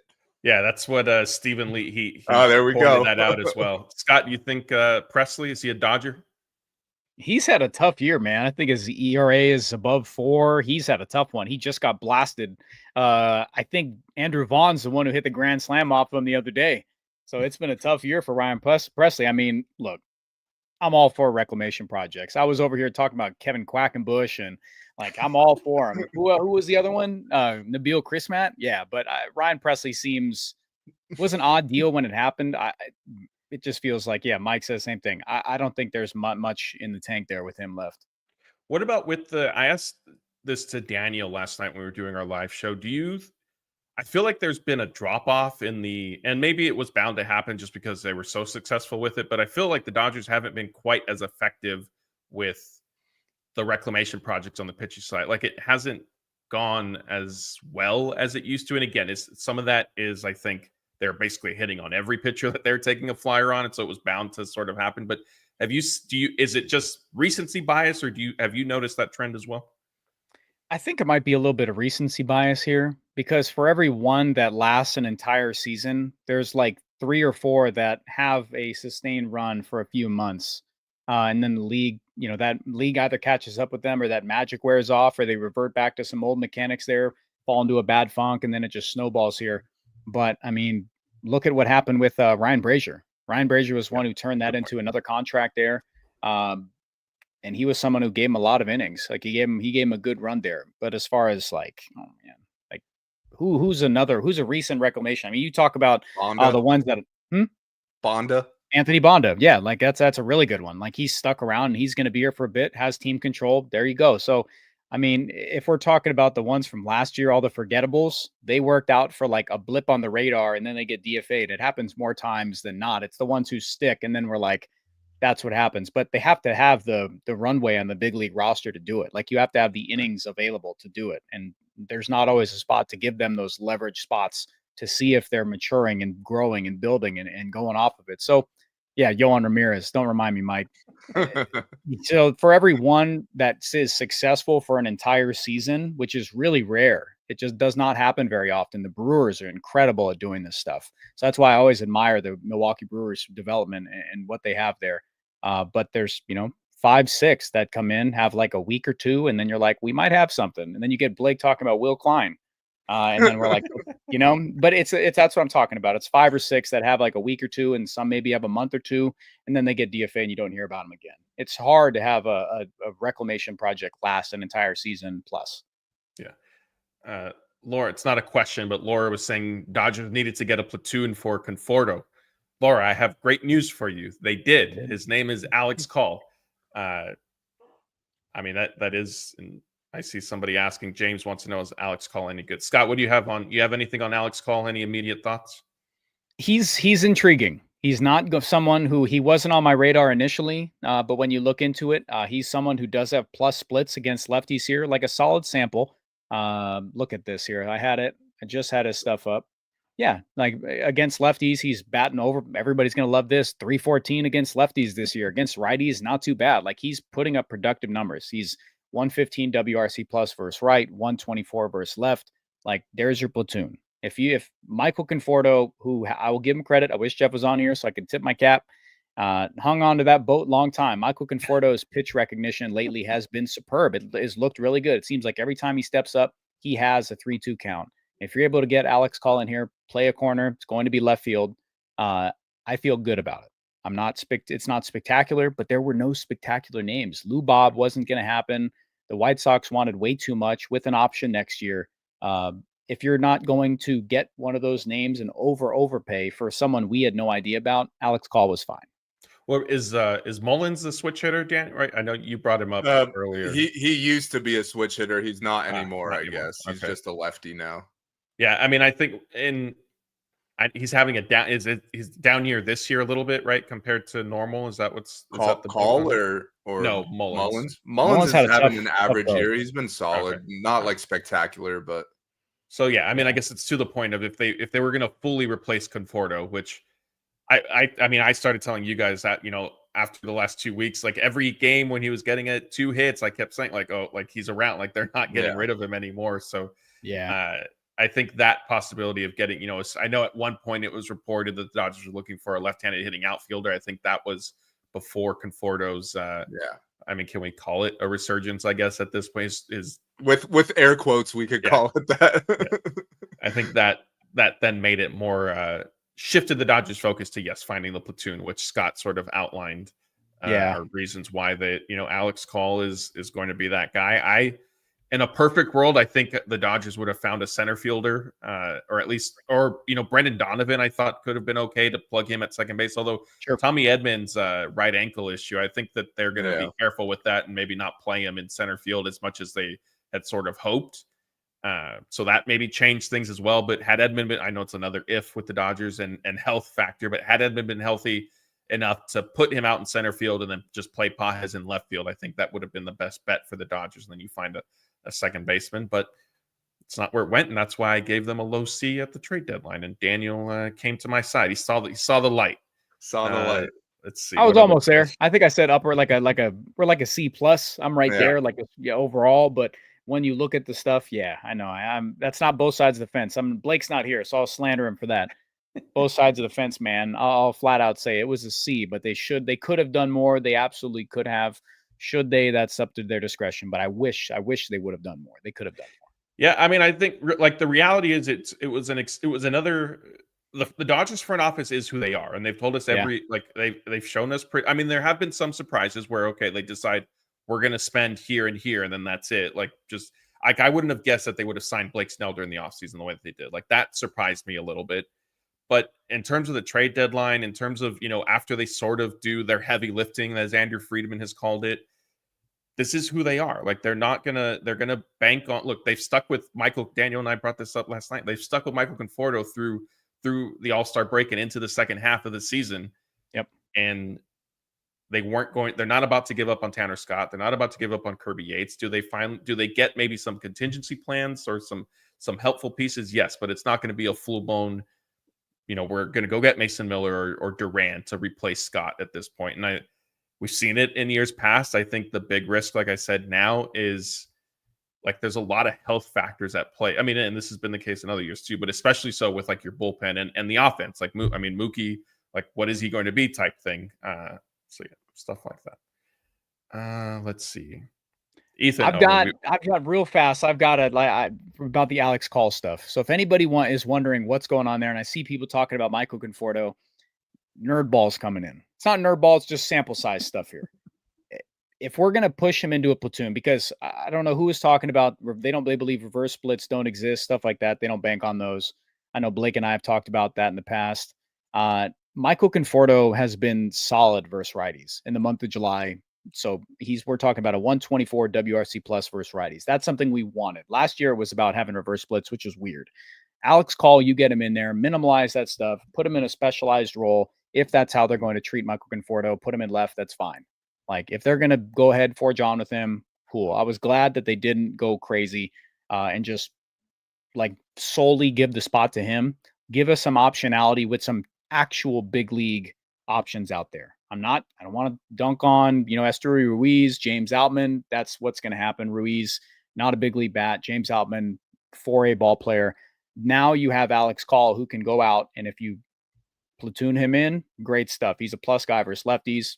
Michael Conforto, he's playing like a plus guy versus righties. Now you let Pages roam in center field, figure it out both sides, go out there and just get comfortable. Don't move him around. We saw what happened, lost the game. Yeah, I'm good with what we've got. And just to add on to that, Scott, I think you made a good point. I feel like with the moves the Dodgers made, I feel like they didn't necessarily raise the ceiling of what this team could be, which is already super high, like if everything goes right, obviously. But I do think they raised the floor, where it's like you bring in a guy like Alex Call, if nothing else, he's going to give you a professional at bat. He's going to give you solid defense, above average speed. Like he's a better player than some of the guys they've had at the back end of the roster, and same with comparing a Brock Stewart to some of the relievers they've run through this season. So yeah, I don't think they went out and made a move to raise the ceiling, but I do think they have raised the floor. Yeah, and I think the other thing with Call too, I know he's primarily played left field, if I remember that correctly, but he is capable of playing all three outfield positions. So maybe the Dodgers do try him in center a little bit and kick Pages over into left field, because obviously it's not going to matter if Call is in the lineup for Conforto. Like I don't know how much position alignment really matters at that point. Yeah. And I know with Pages, we've seen a little bit of regression out there in center field, so maybe getting him over into left will be good. When we were discussing the call-ins earlier, Ethan says, I'm here for you guys, not for drunk fans to press after a meaningless loss. No call-ins, in my opinion. Yeah, I mean that's there's some concerns there over how that would go. Maybe we would do pre-recorded calls and then we could screen them and play. Could do like voicemails. Yeah. Say who left this one and then play it over the air. That way we're not getting anything crazy. Daniel, I know you're gonna have to take off here soon, so I want to get this one in. Vinny wants to know how much stock are we putting into the skinny Luka picks? He went on a crazy diet, a diet that has Scott even jealous of. He's just trying to get on Scott's level. Is it a big revenge season for Luka?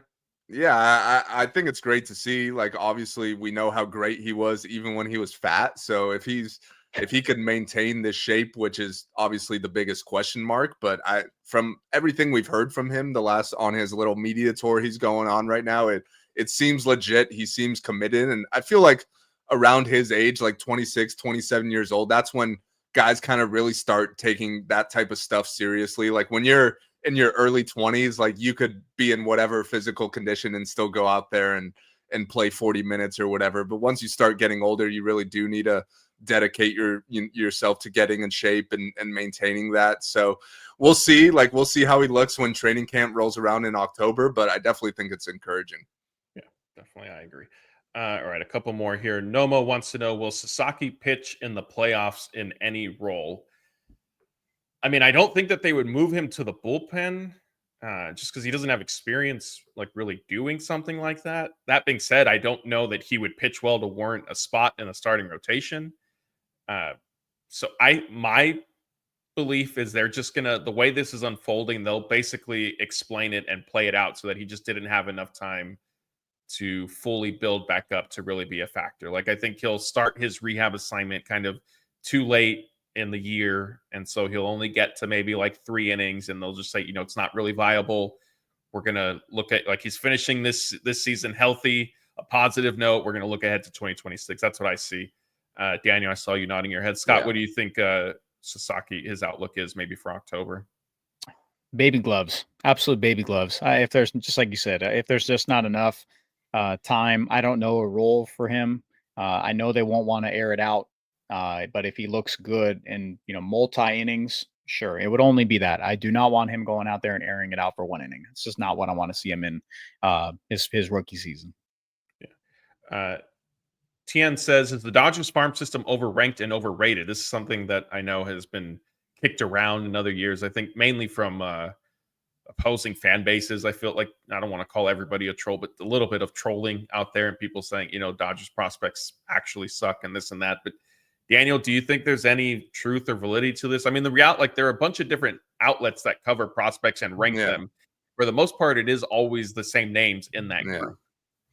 Yeah, I don't think that's the case. Obviously, I don't know as much about prospects and farm systems as, Justin and Bruce and those guys, especially. Like, I know a little bit about the Dodgers, don't really know anything about other teams across the league, so I don't really know how to compare them. But I will say, like, if you probably put together a roster of all homegrown Dodgers, if you did that for every team across the league, I still think the Dodgers would be one of the best teams in the league, if not the very best. So there's still, and that's comes with the restraints that they have on them with being over the luxury tax, losing draft picks, being at the back of the draft, not having as much international money. Like, they have a lot of restrictions placed on them, which is great because that means they're obviously committing resources to the big league team. But that makes it tough to develop a good farm system. And to the Dodgers' credit, they've still been near the top of the rankings seemingly year in and year out. So I don't really know, if it's overrated or not, but I feel like they've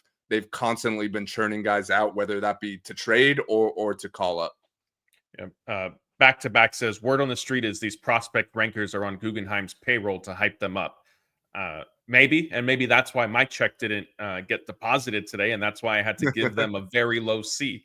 I will say if that's the case, they're wasting their money because the Dodgers didn't trade any top prospects today. So I don't know what reason they would need that for. Yeah, good point. All right, Daniel's about to head out. Blake is back. Daniel, thank you for joining us as always. Yep. Anytime we can get you over from the Lakers Station side, we always appreciate it. I know everybody here does as well. Yep, I'll talk to you guys soon. All right, later, buddy. See you, Daniel. Blake, you just got off the Zoom with Brandon Gomes. I know you're tweeting some stuff out. What can you tell the people that were in here? And if you can, try to talk for 2 or 3 minutes so I can organize our newsletter really quick. Yeah, so Gomes said a lot of things we're kind of preaching. They view Brock Stewart as a very high upside potential right-hander. He's been absolutely dominant versus righties this year, and he's someone they see factoring into the end of games. He called Alex Call a straight grinder who is very tough to game plan against and get out. And Gritty's back. And something that stood out to me was he said Michael Conforto is not necessarily going to be in a platoon with Alex Call. They kind of see Call moving around the field. And he said that is due to Conforto has been hitting very well recently, which I know fans don't want to hear it, but I'm just saying, don't shoot the messenger here. I'm just saying what Conforto said or what Gomes said about Conforto, and the stats back it up. Hey, you can want him to platoon. I think that's going to be the most likely outcome where he's going to see the majority of his time playing, but it's not going to be a straight platoon there. He said getting James Tibbs back from the Red Sox, someone they really liked and were high on in the draft, but he went 13th overall, which was way ahead of where they were picking. So yeah, they think he's a really athletic profile and they can unlock some more with him. And he also said, like, we feel really good about this team based on the guys we have coming back from injuries, who we added, and betting on guys to reach their potential, like the Mookies and the Freddies and Shohei and just everyone on the team who has been struggling. Or I'm not going to say Shohei's been struggling, but like those kind of guys who haven't played to their peak levels this year, they're betting on them to get back and produce. And I think that's fair to them, and that's what they should be doing.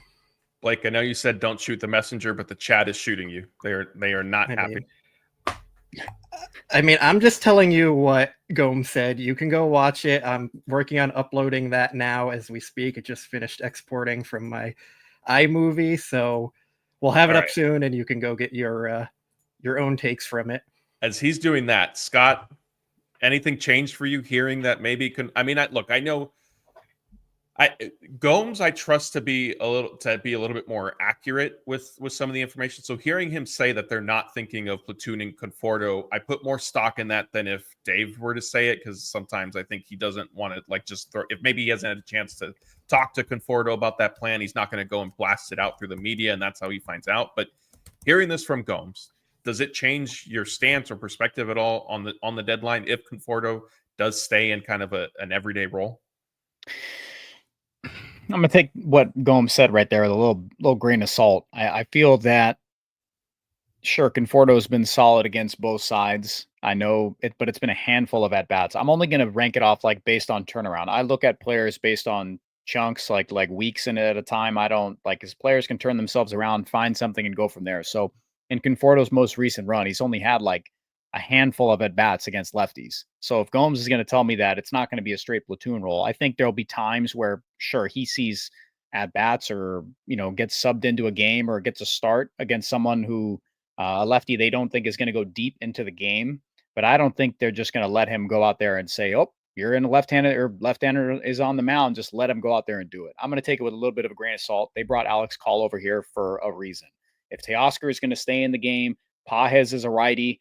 If Conforto is just elite against lefties, sure, then Call is going to have to figure out a way to find some time. But he's an outfielder, and that's what Alex Call is going to play, and it's going to be in the spot where Conforto is at. It's going to come against left-handed pitching. I think that's where Alex Call is going to be. So I'm going to take it with a grain of salt. Conforto has had a good run, but Brandon Gomes, I respect giving your player a boost, but he just hasn't had enough sample to say that he's enough to start against lefties yet. Call Me Astro is saying, I don't believe anything this front office says. They'll tell someone is their guy and trade them the next day. Yes, that has happened in the past. And I agree with that. I think this is a little bit different, but to Scott's point, like I also don't know that the Dodgers would all of a sudden, I mean, if Conforto hasn't faced a ton of lefties recently anyway, I don't see them really diverting from that. So maybe this is we have a 6-man rotation, but we're not, I mean, they have said it now, but we're not saying we have a 6-man rotation type thing. It's been in July. He's only had 13 plate appearances against lefties. And, we're talking 4 hits, three doubles and a single. Like that's not enough to say, yep, this turnaround is against lefties too. So we'll pump the brakes, Gomer, and we'll figure it out. Yeah. Did I say the part about Dustin May? He didn't request a trade, but they respected his wishes of wanting to be a starter. I don't think so. I mean, it makes sense, right? Like all that. I don't know. I mean, we got a question earlier last night and earlier asking, would more so last night, obviously, it was a little bit more relevant of, is Sheehan or Dustin May going to be in the rotation moving forward? Daniel and I both thought it would be Sheehan. I wasn't sure if there would be a market out there for May, to be honest. So I didn't know. I didn't think May would be in the rotation. I didn't think it would necessarily meant that he would be off the team. I think it makes sense for him. I think, Scott, you brought it up that, he would want to stay a starter with this being his final season before free agency. Remember before the start of this season, Michael Kopech said he had interest in becoming a starter again, because those are ultimately the guys that get paid. Makes sense. I mean, I think it's interesting to see how things sort of fell into place with Dustin May reuniting with Walker Buehler in the Red Sox rotation. Maybe the Dodgers should have tried trading May for Buehler. That would have been better than the prospects. Here we go again. Blake would have died. The fans would have been happy about that. I don't think so.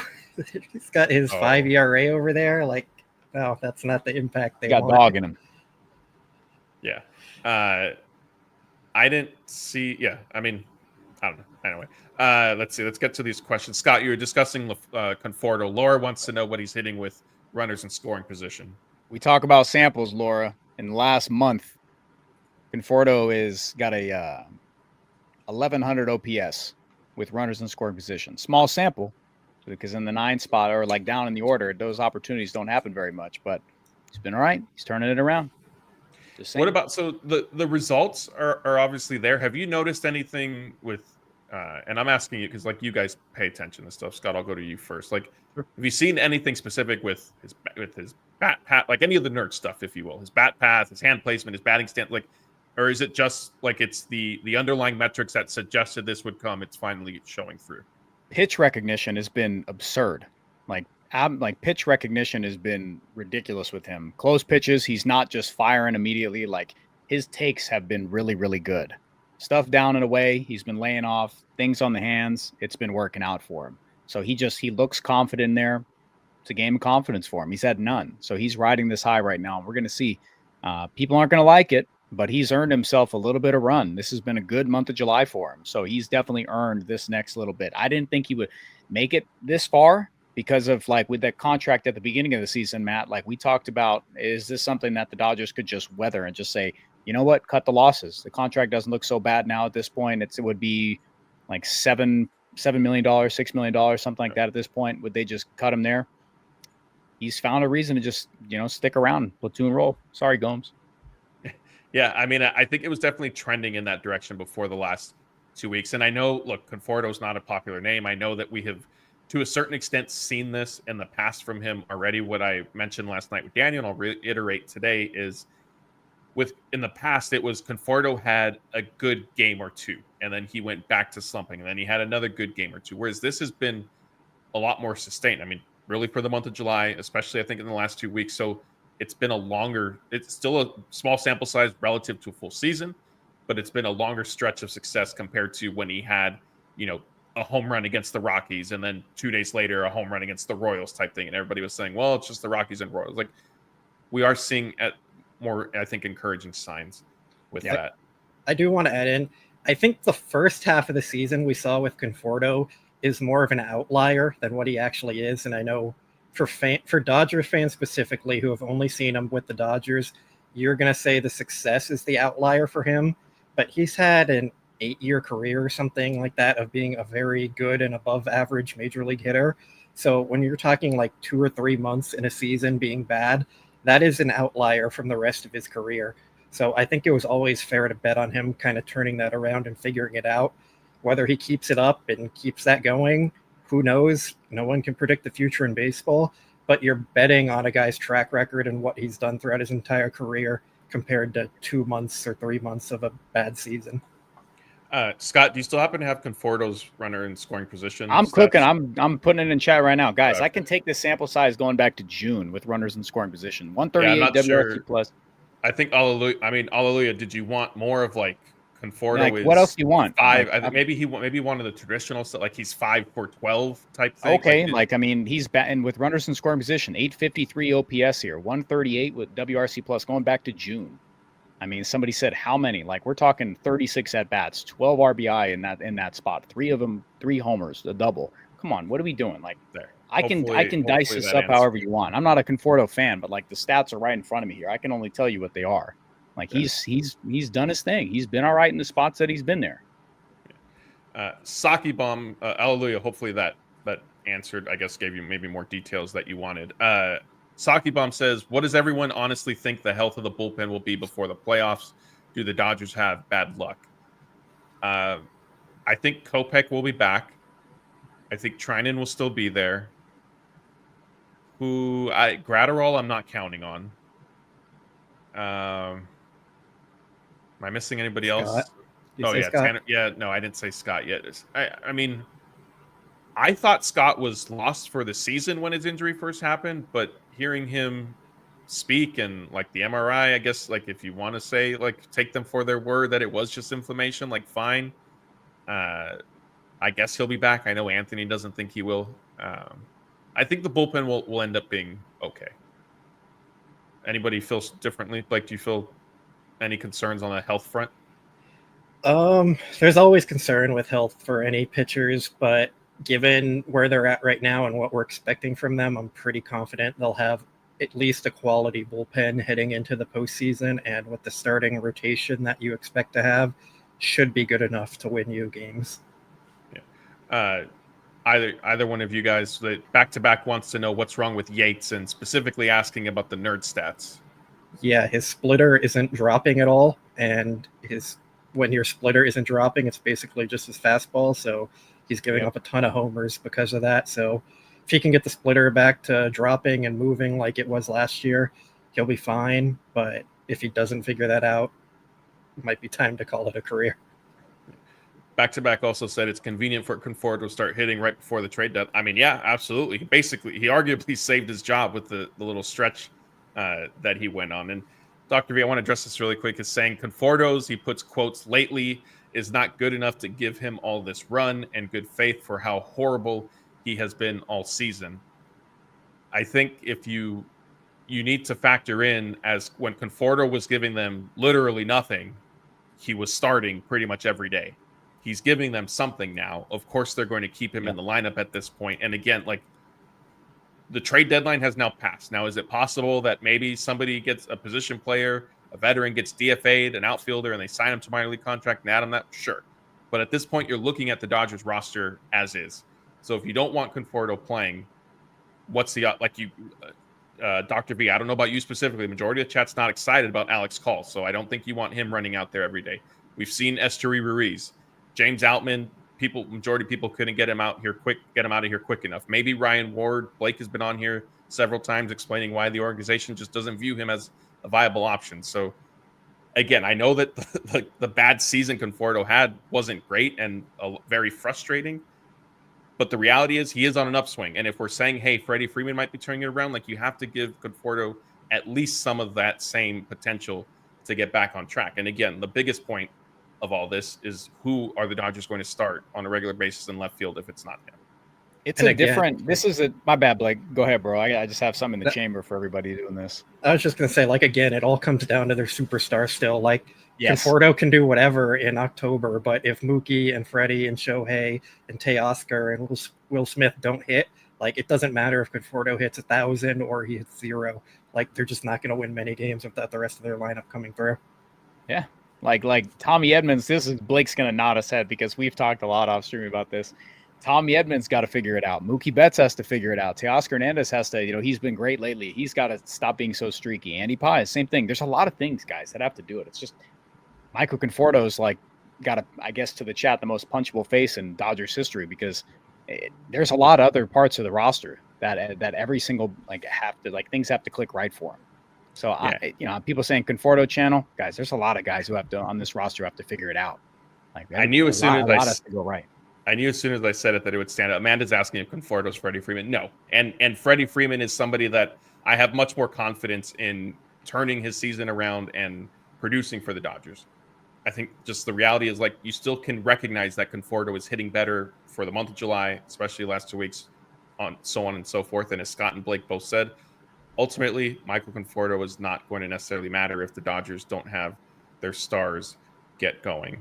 This also comes back to the Muncy stuff from the beginning of the season. Like, 90+% of fans wanted Muncy cut for his bad 2 months, and then he became arguably the hottest hitter in the lineup and was kind of carrying their offense for a bit. Like, the Dodgers are always going to bet on track records more than small sample sizes, and that's what they're doing with Conforto. Whether you agree with it or not, that's a whole nother question, but that's what the Dodgers are doing, and I think there's validity to it.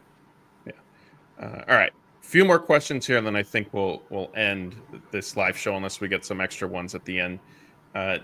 Tien says, is it a big concern with the defense in the outfield?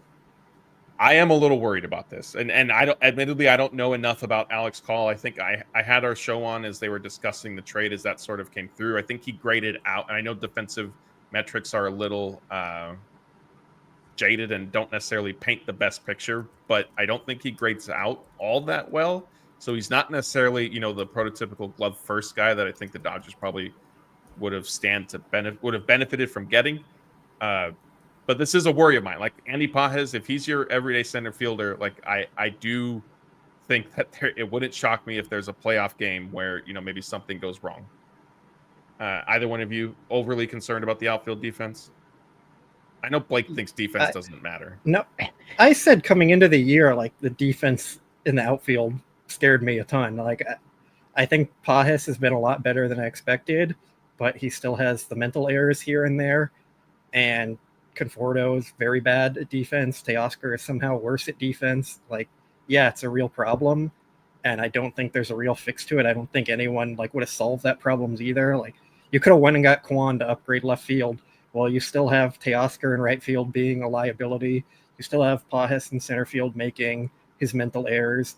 You would have had to completely get a new outfield to fix that issue, and I just didn't think that was realistic. So it's something where you kind of have to hope that once your starting pitchers get fully healthy and on track and your bullpen starts to get healthy on track, that you can kind of cover up some of the outfield defensive issues with the strikeouts that the pitchers are going to get.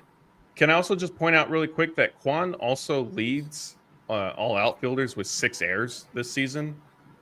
So, and look, I haven't seen them. I haven't seen every play. Like, I don't know all, but I think, like, yes, like there was this narrative. I'm not saying you specifically, Blake, because there was this narrative out there, and I think he would be an upgrade defensively, but it sort of was being pushed as like he's going to solve all their problems, and I was just a little surprised to see that. Scott, Amari is saying Teo in left, Pages in center, Betts back to right field.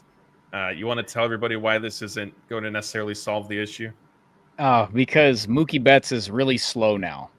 Mookie Betts is slow. He is cemented at shortstop. We're not doing this again. I know he got pushed out there. It's just the team, like Teoscar Hernandez wants to play right field, sign back. He's staying in right field. I do not want that because then it creates more of a log jam in the outfield. You have to push someone to the bench. Some people might that be a positive thing. Then who do you play at second base? Tommy Edmonds got a bum ankle. Just creates a whole bunch of other issues. Let's not do this. Mookie Betts has been fine at shortstop. Let's not do this. All right. A few more. Back-to-back wants to know, Blake, how do you think this year's bullpen will stack up compared to last year? I mean, last year was such a special bullpen, what they did and were able to accomplish. I don't think that'll be something we see repeated in at least the very near future. But I would say the talent is probably at least comparable. Like they went into the World Series without Evan Phillips, and you essentially replaced Daniel Hudson with Kirby Yates right now, and Bruce Starr with Brock Stewart, because I don't think Bruce Starr's coming back. It's a possibility, but I know people don't like Tanner Scott at the moment, but I would bet on him being better than what he's shown. So, like, it's a really talented group if everyone's healthy and performing well, but again, that's a big if. And guess what? That talented bullpen, and credit to the bullpen for what they did, they still needed Walker Buehler to win the World Series out of it last year. So that's why if they would have traded for Dustin May for Walker Buehler instead of some prospects, you could have ran that bullpen back, that plan back again this year. I mean, sure.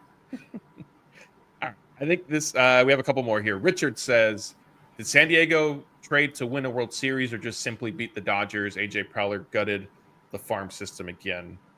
We talked a little bit about, Blake, I don't know, were you on this when were you still on when we discussed this, or had you hopped I off? talked a bit about the Padres earlier before you got on, Okay. but I can answer it too.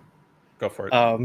I think they made a trade to try and improve their team without like necessarily setting their sights on the Dodgers, or like, of course they want to win the World Series and that's what they're focused on, but it's really just once you get into the postseason, anything can kind of happen. So you try and put the best team together that you can and hope that it works out. I know they'd like to win the NL West, but I don't think they had anything specific in mind where they were like, we need to go get Mason Miller so he can face Ohtani in the 9th inning of the NLDS kind of thing. Like, it's more, we think he's going to improve our team, so we're going to make this trade and hopefully it works out. All right. John wants to know, is anyone else completely confused on the plan with Dalton rushing? I don't get it. Scott, I feel like we haven't had a chance to let you discuss any thoughts you might have on rushing recently. So what do you see with how they've handled this situation? I mean, the result that we're getting with Will Smith definitely is attractive for what we're getting with Dalton rushing here. I mean, he's had, let's see the number of starts Dalton Rushing's had. I think, around 29 games he's come into. So the plan behind the plate, I would like him to see more time, but you just don't have it. You just don't have the spot. Like Will Smith's having all things considered for a catcher, he's on track to win a batting title. You're not going to find time for him behind the plate. It's just not going to be the case. So, the conversation of left field, is that even a thing? We know how bad that glove has been. That's been reported. Blake's kind of brought me back down to earth with that plan. I don't know what they're going to do with him. If there was ever a time to trade him, was now the time? I don't think so. Off season, like to show that he can handle the big league game, might be the time to talk about it. I don't know, Blake, you're grinning over there. What do you got? Do you think? Well, real quick, let me. You guys, you can answer this first. Do you think though trading Feduccia now makes it less likely that they were to move Rushing in the offseason? No, I don't think Feduccia had any connection to that. Yeah. I was going to reply to Scott though. The time to trade Rushing was last year when Garrett Crochet was available. Correct. I would have been happy with that. I think they should have done that. I think Crochet would have been more valuable than a backup catcher, but I mean, the Dodgers are pretty clearly high on rushing, and I know he hasn't shown much yet, but it's hard to produce when you get 5 at-bats a week, and maybe like he's their plan at first base down the line, or they eventually move Will Smith to first base when Freddie retires. So, yeah, I mean, they like him a lot. I just think you could have probably done more with him in the past, like getting Crochet. Yeah, Dr. B was asking if rushing can play anywhere else. I mean, it would pretty much be first base or catcher. They did try left field last year. It didn't go well. Hasn't really experimented anywhere else. Yeah, big strikeout rate is really unfortunate because he's such a well put together dude. And you know, when the guy looks, what's the saying, hitterish? He looks so hitterish in the box. He looks ready to just pump one. And there's been some opportunities there where he got, again, you know, in big spots, leverage spots, runners on base against some velo. Just hasn't happened. I think he just needs that one big swing, and hopefully that kind of sets him off and he finds a rhythm there. But just like to what Blake said, it's hard when you only get a handful of at bats, you know, every given week. And I think naturally a lot of the focus and attention goes to off like hitting, and especially if a player's struggling, like it's in a big name prospect, like don't rushing. I think by that same token, like I all three of us I know would agree, and we should recognize his pitch calling and how he's handled the pitching staff and done in that sense has been impressive. Throwing runners out, like he's been impressive for a young catcher as well. So definitely want to recognize rushing for that. Is it a hot take to say Rushing's the better defensive catcher between him and Smith? I think I'd go there. With the three of us on here, it's not. If there was one other member of our staff who will remain nameless, he may or may not be our regular host. That would probably have gotten him red in the face. He would have shut the show down. He would have turned it off. Keegan saying, just tuning in. Welcome. Sorry you missed the first 3 hours of this. You can rewind once we're done. He wants to know if we're getting sold on how this was a successful deadline for the Dodgers. So if you ask me, no, it was not. If you ask Scott, it could be. If you ask Blake, it absolutely was. If you rewind about an hour, we had Daniel on, Bruce, Justin giving all different grades. So we're sort of all over the place. Anthony was on to begin the live stream. He was pretty optimistic. I'm seeing a lot of the same names here, so I don't want to completely rehash our answers there. We're going to close it out with this one. Laura wants to know, once it's all said and done, do the Dodgers win the division / NLDS? Let's focus on the NL West, because I think that's a much more interesting conversation, because the NLDS is a little difficult to predict depending on what matchup they end up getting. But given what the Padres have done, do the Dodgers still win the NL West this season? I'll go to you first, Blake. I'm still going to say yes, given that they have a 3-game lead right now. If you were to tell me it was tied in the division or the Dodgers were back a game, I might change my answer there. But, I mean, we've heard all year that the Dodgers are about to fall out of first place. The sky's falling. Nothing's going right for them. They're going to be in third place in the next week, just like they haven't done that. They've kept winning series. I know July was bad, but we see a lot of guys starting to come back here with Snell and Muncy, and Trinan just came back, and they just made these deals to improve their roster today. So, yeah, I think they still end up winning it. And even if Mookie doesn't get back on track, I believe in Freddie. If Freddie doesn't get back on track, I would believe Teoscar or someone else would help pick that up. Like, I just think there's too much talent on this team to not still be the favorite. And I would guess a lot of the projection systems and betting odds would feel similar.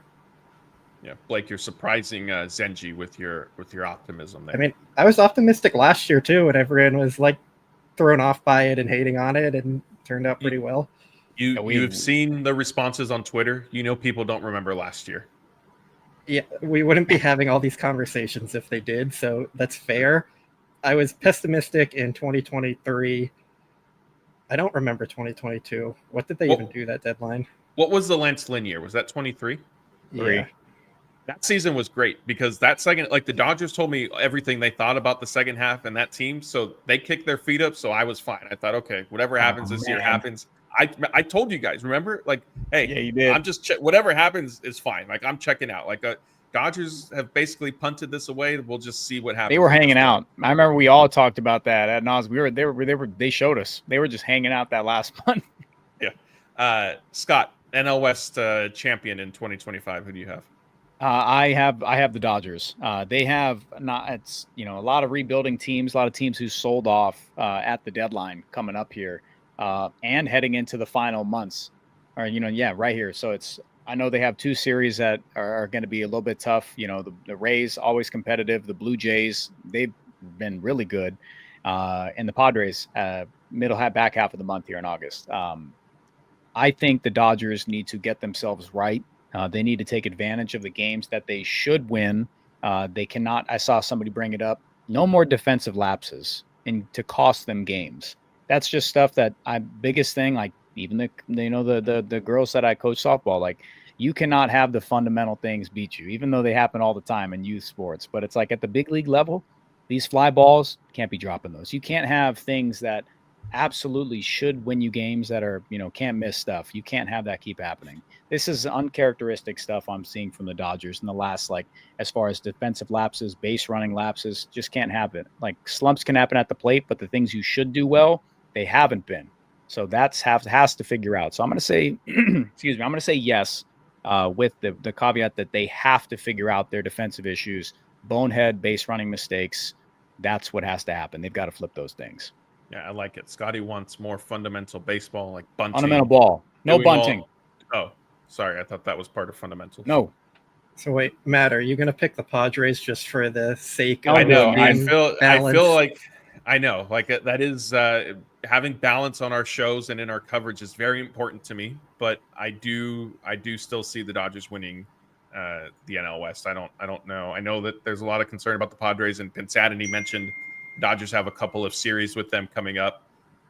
One here at Dodger Stadium, then the next weekend down in San Diego. We'll be covering both of those in person, so that will be exciting, and those will be fun games, especially to see. Hopefully the Dodgers they're getting closer to being fully healthy. Hopefully it lasts up until that point and beyond, and hopefully enough of their stars are playing well so that it's not like a slumping team, and we could kind of see two big, NL West opponents go at it. Yeah, Pinsatti is saying fun in quotes. I think it will be. Baseball's fun. Like, why not match up? Kind of a measuring stick type thing. I know the players don't say it, but I enjoy it.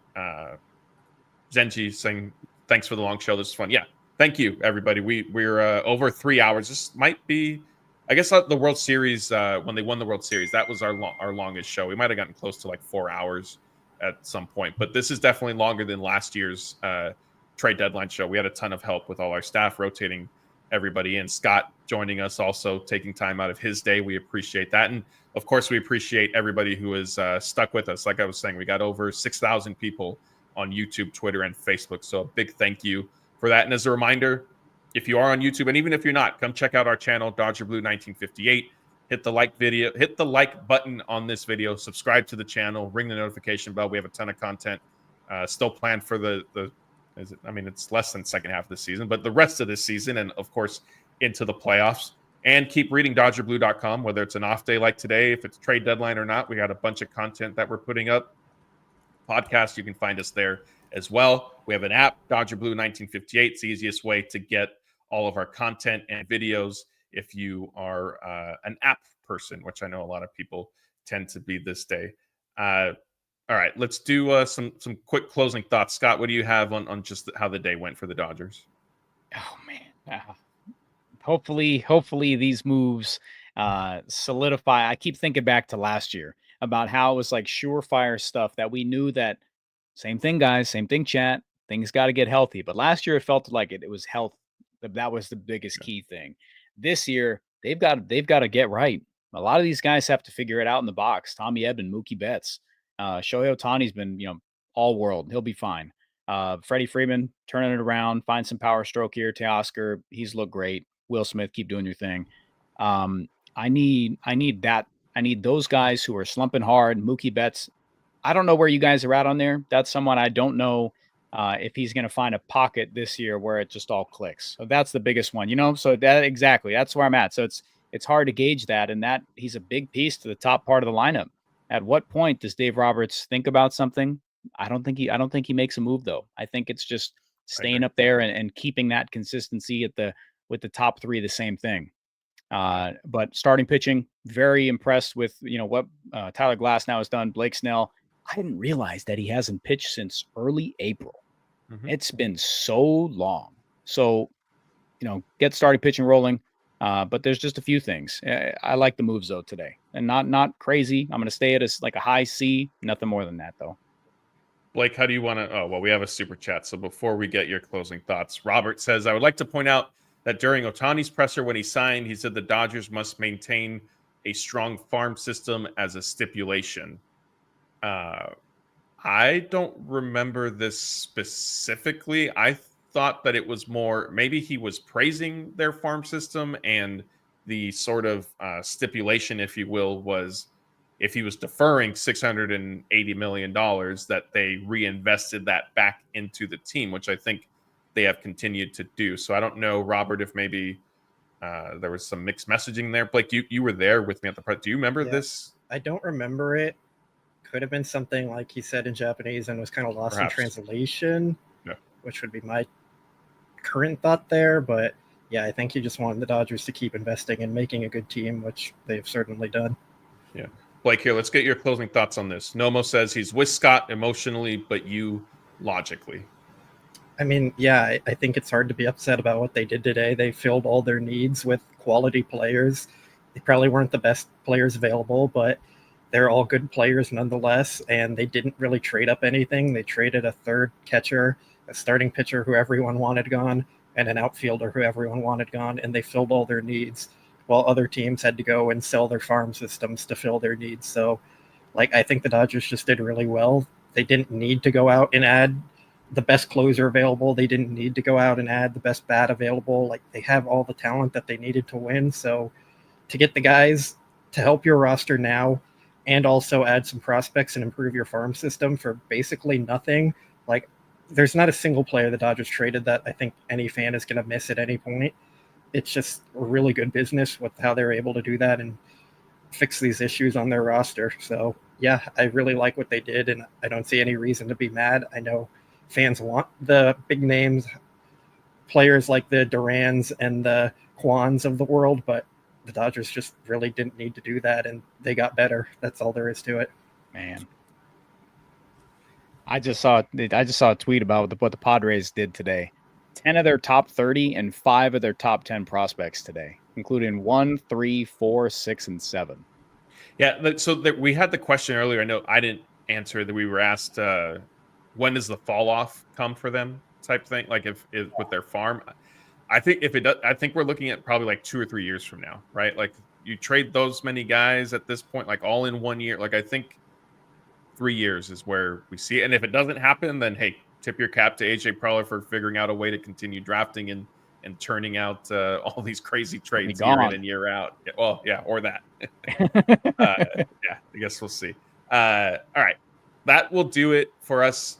Thank you. It is I know we obviously we moved our show up from Thursday night to today with the trade deadline and all that. So we will not be back Thursday tonight, but we will be back on Sunday with Jeff and Anthony, and then we're kind of back to our normal schedule. Things should probably calm down here now that there isn't a waiver deadline. It's just the one trade deadline. Maybe the Dodgers sign some guys who are DFA'd or to minor league deals, and then we'll of course cover those as well. But as I was saying a few minutes ago, Dodger Blue 1958, our YouTube channel, social media as well.